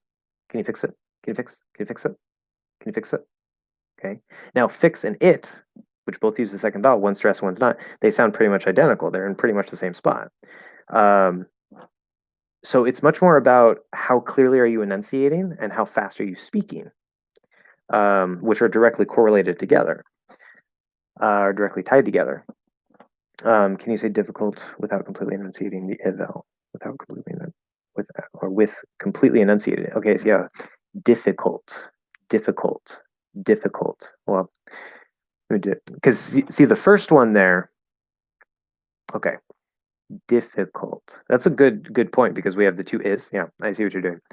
Difficult, difficult, difficult. See, the first one is going to be louder.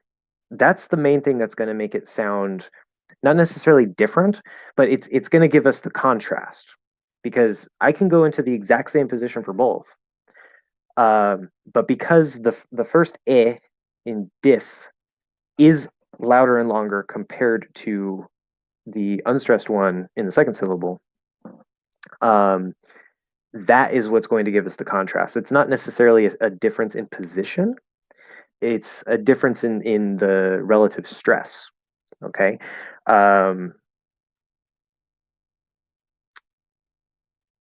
And this goes all the way back to the basics, the absolute basics of what I told you guys in like the first or second pronunciation lesson in the pronunciation course when I was talking about all these terms and introducing you to all these things. And I was talking about how English is a stress-timed language. If you do not speak a stress-timed language, and you speak, say, like a syllable-timed language like Spanish, you still have stress, right? There's stress patterns, and your language works however it works. Or if it's like Japanese, it's a pitch accent, which is completely different. Then you come over to a stress time language like English or German or Russian. See, my Russian students and my German students, I've only had a few German students, but my Russian students, when it comes to the rhythm and the stress and everything, they usually don't have many problems. It's mostly with the sounds because Russian is also time stressed. Wait, time stressed. Is that syllable? Sorry, I always miss. It's not time stress. It's stress timed. I switch the order of those two all the time. Stress timed. So the timing of the language is in the stress, right? So it doesn't mean other languages don't have stress. It just means that there's a cat. It just means that English uses stress as a way of a core part of the way that the rhythm is created and the way that certain sounds are perceived in relation to each other. So when we have the diff and the I next to each other in difficult, one is stressed, one is not, I can go into the same position. I can say them both clearly, but because one has to be lower, right? If I try to say difficult, difficult, if I have some reason to really say it that way, like, no, you don't understand, I'm trying to tell you, it's difficult, then yes, it might come out exactly the same stress, same everything, because I'm trying to spell out the word. That's a very special case. But that just proves my point. It's about the dynamic range and flow, okay?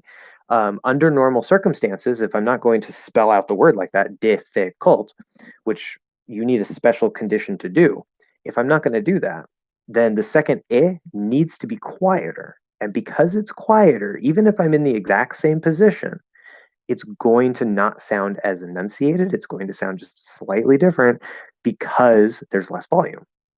Okay. Even if I'm speaking slowly, there's less volume. So that's going to create a slight difference in what we perceive in the sound because one is clearer than the other and one is louder than the other.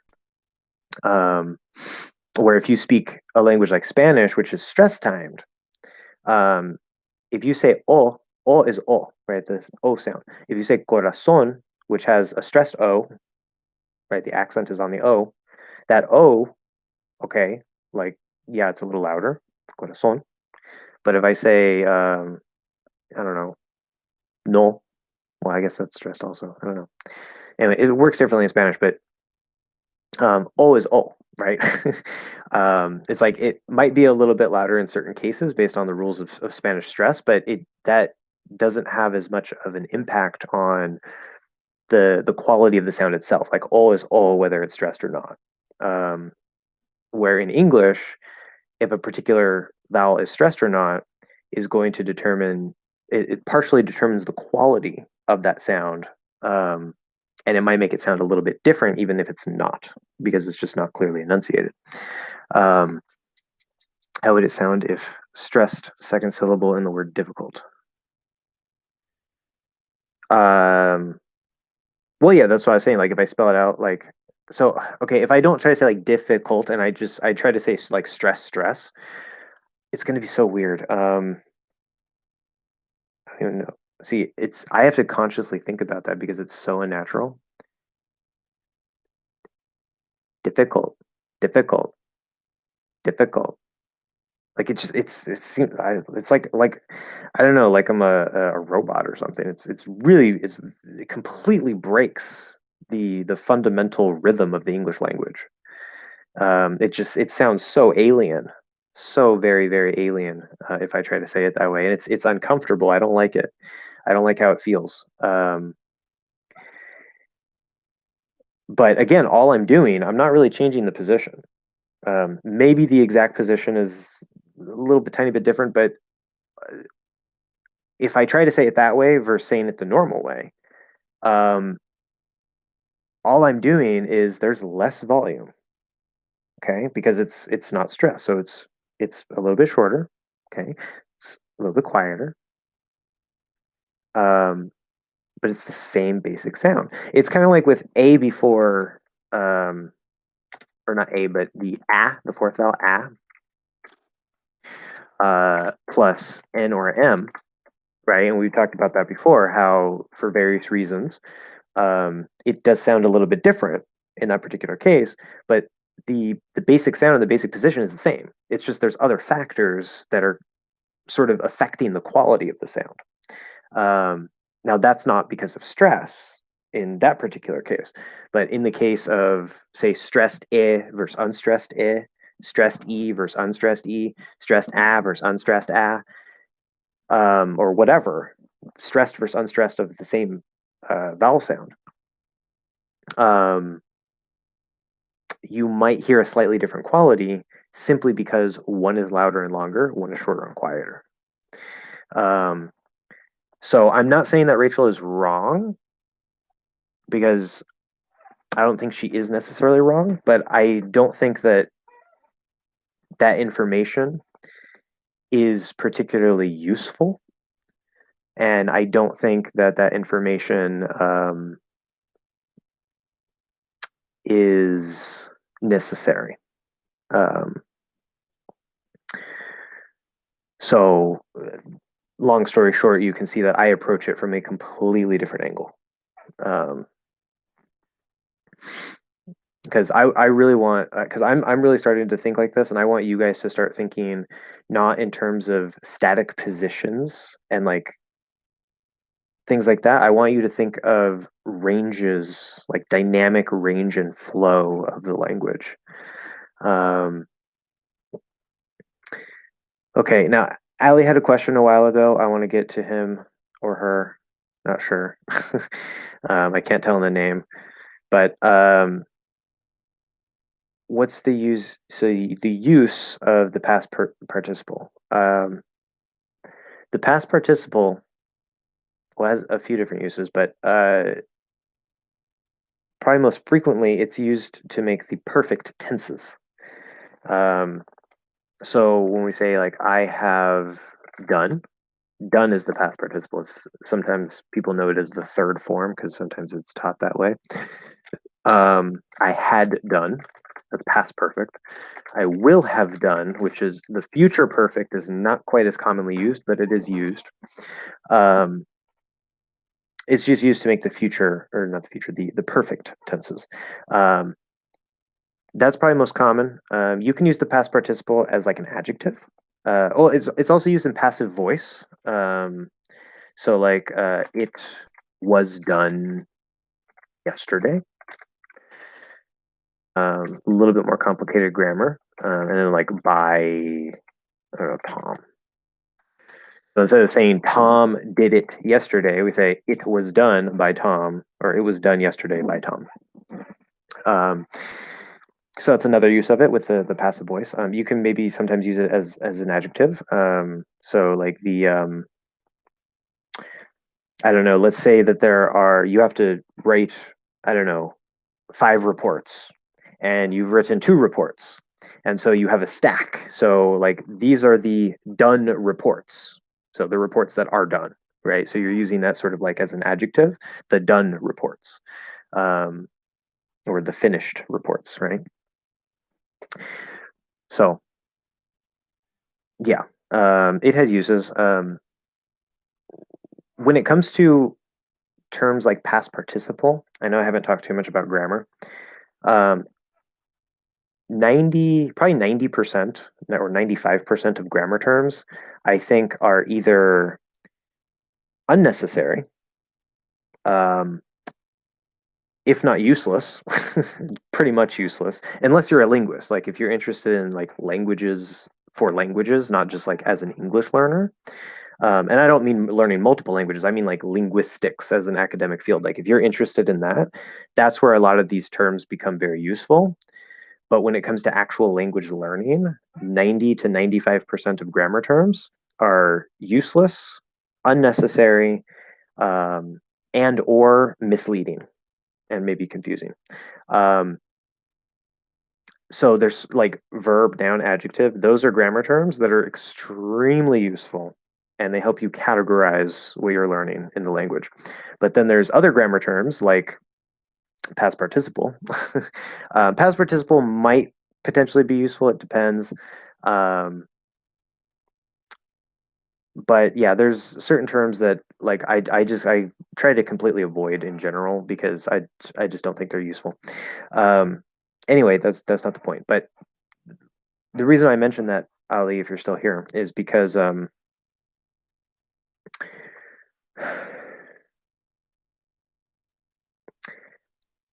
in general, um, I wouldn't think in terms of the past participle because there's also the present participle, right? I wouldn't really think in terms of participles. I would think in terms of what is this what is this piece of grammar communicating? Okay. So like depending on how you're approaching it, like if you say, okay, this particular thing, like have done, are there other uses for done that's used, like that? Then it might be useful to learn the past participle. You can look at it that way. It could be useful depending on you if that's a useful thing. But if you're learning, say, the present perfect, don't think of it as have plus past participle.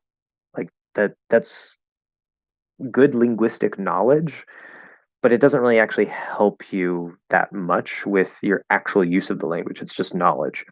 Um, think of it as like, what is the present perfect? How is it used? And more importantly, how does it feel? How does it feel compared to the simple past? How does it feel compared to the simple present, or whatever it is? Usually it's present perfect and simple past that is the problem. Um, and if you approach language not so much in terms of like what's grammar and what are these terms and how are they used, but more of like how does this feel and how is it used in real language, um, you don't need 90% of the grammar terms. And it's lots of listening, lots of reading, and then of course for your speaking, Not necessarily right away if you don't want to, but eventually you just have to have lots and lots of speaking.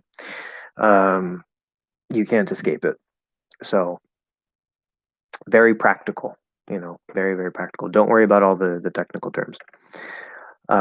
Anyway, the verb to present and the noun present have the same sound, but different stress sounds. As I just pronounced them, yes. Or to present has a Z sound and present has an S sound. No, there might be some speakers who do it that way. I don't think so in American English. If somebody said, oh, okay. See, it depends on the definition also sometimes. So to present is a Z. The verb is a Z. Okay, we don't say to present. To present. To present. That does that didn't even want to come out of my mouth. So verb always Z. Always Z. For the noun, there's present as in a gift, right? So this is my present for you, a Christmas present. Okay, that's not an S. That's not Christmas present. That doesn't work. Again, maybe some people say it that way, but it sounds weird to me. However, percent. Oh, what am I thinking here? Percent. No. Not, what? Because I was thinking of like present as in here, but now for some reason at first I was thinking it was an S. But no, it's not an S, it's a Z. It's been too long, guys. It's almost, we're going on 4 hours. It's 3 hours and 40 minutes. This is clearly too long. Present. I was present at the meeting. Yeah, that's still a Z. Yeah, so it's always a Z. Should always be a Z. I don't think it's ever an S. Present. Present. Present. Yeah. No, it just changes the stress pattern between the noun and the verb. There is the word precedent. That might be what's kind of throwing me off in the back of my head, which is a completely different word. It's spelled with a C, but that is an S sound, precedent. And that sounds almost like president, which has a Z sound, not an S. Okay. I think I got to all the questions. We're at 3 hours and 41 minutes. I think we're done because it's already 8:40 here. My throat is starting to hurt. Clearly, I am losing my train of thought. I'm not able to focus as well. So I think we're about done, guys. Not a 6 hour one like we had that one time, but pretty long. Pretty long. So before we go, last chance. Any last minute questions, comments?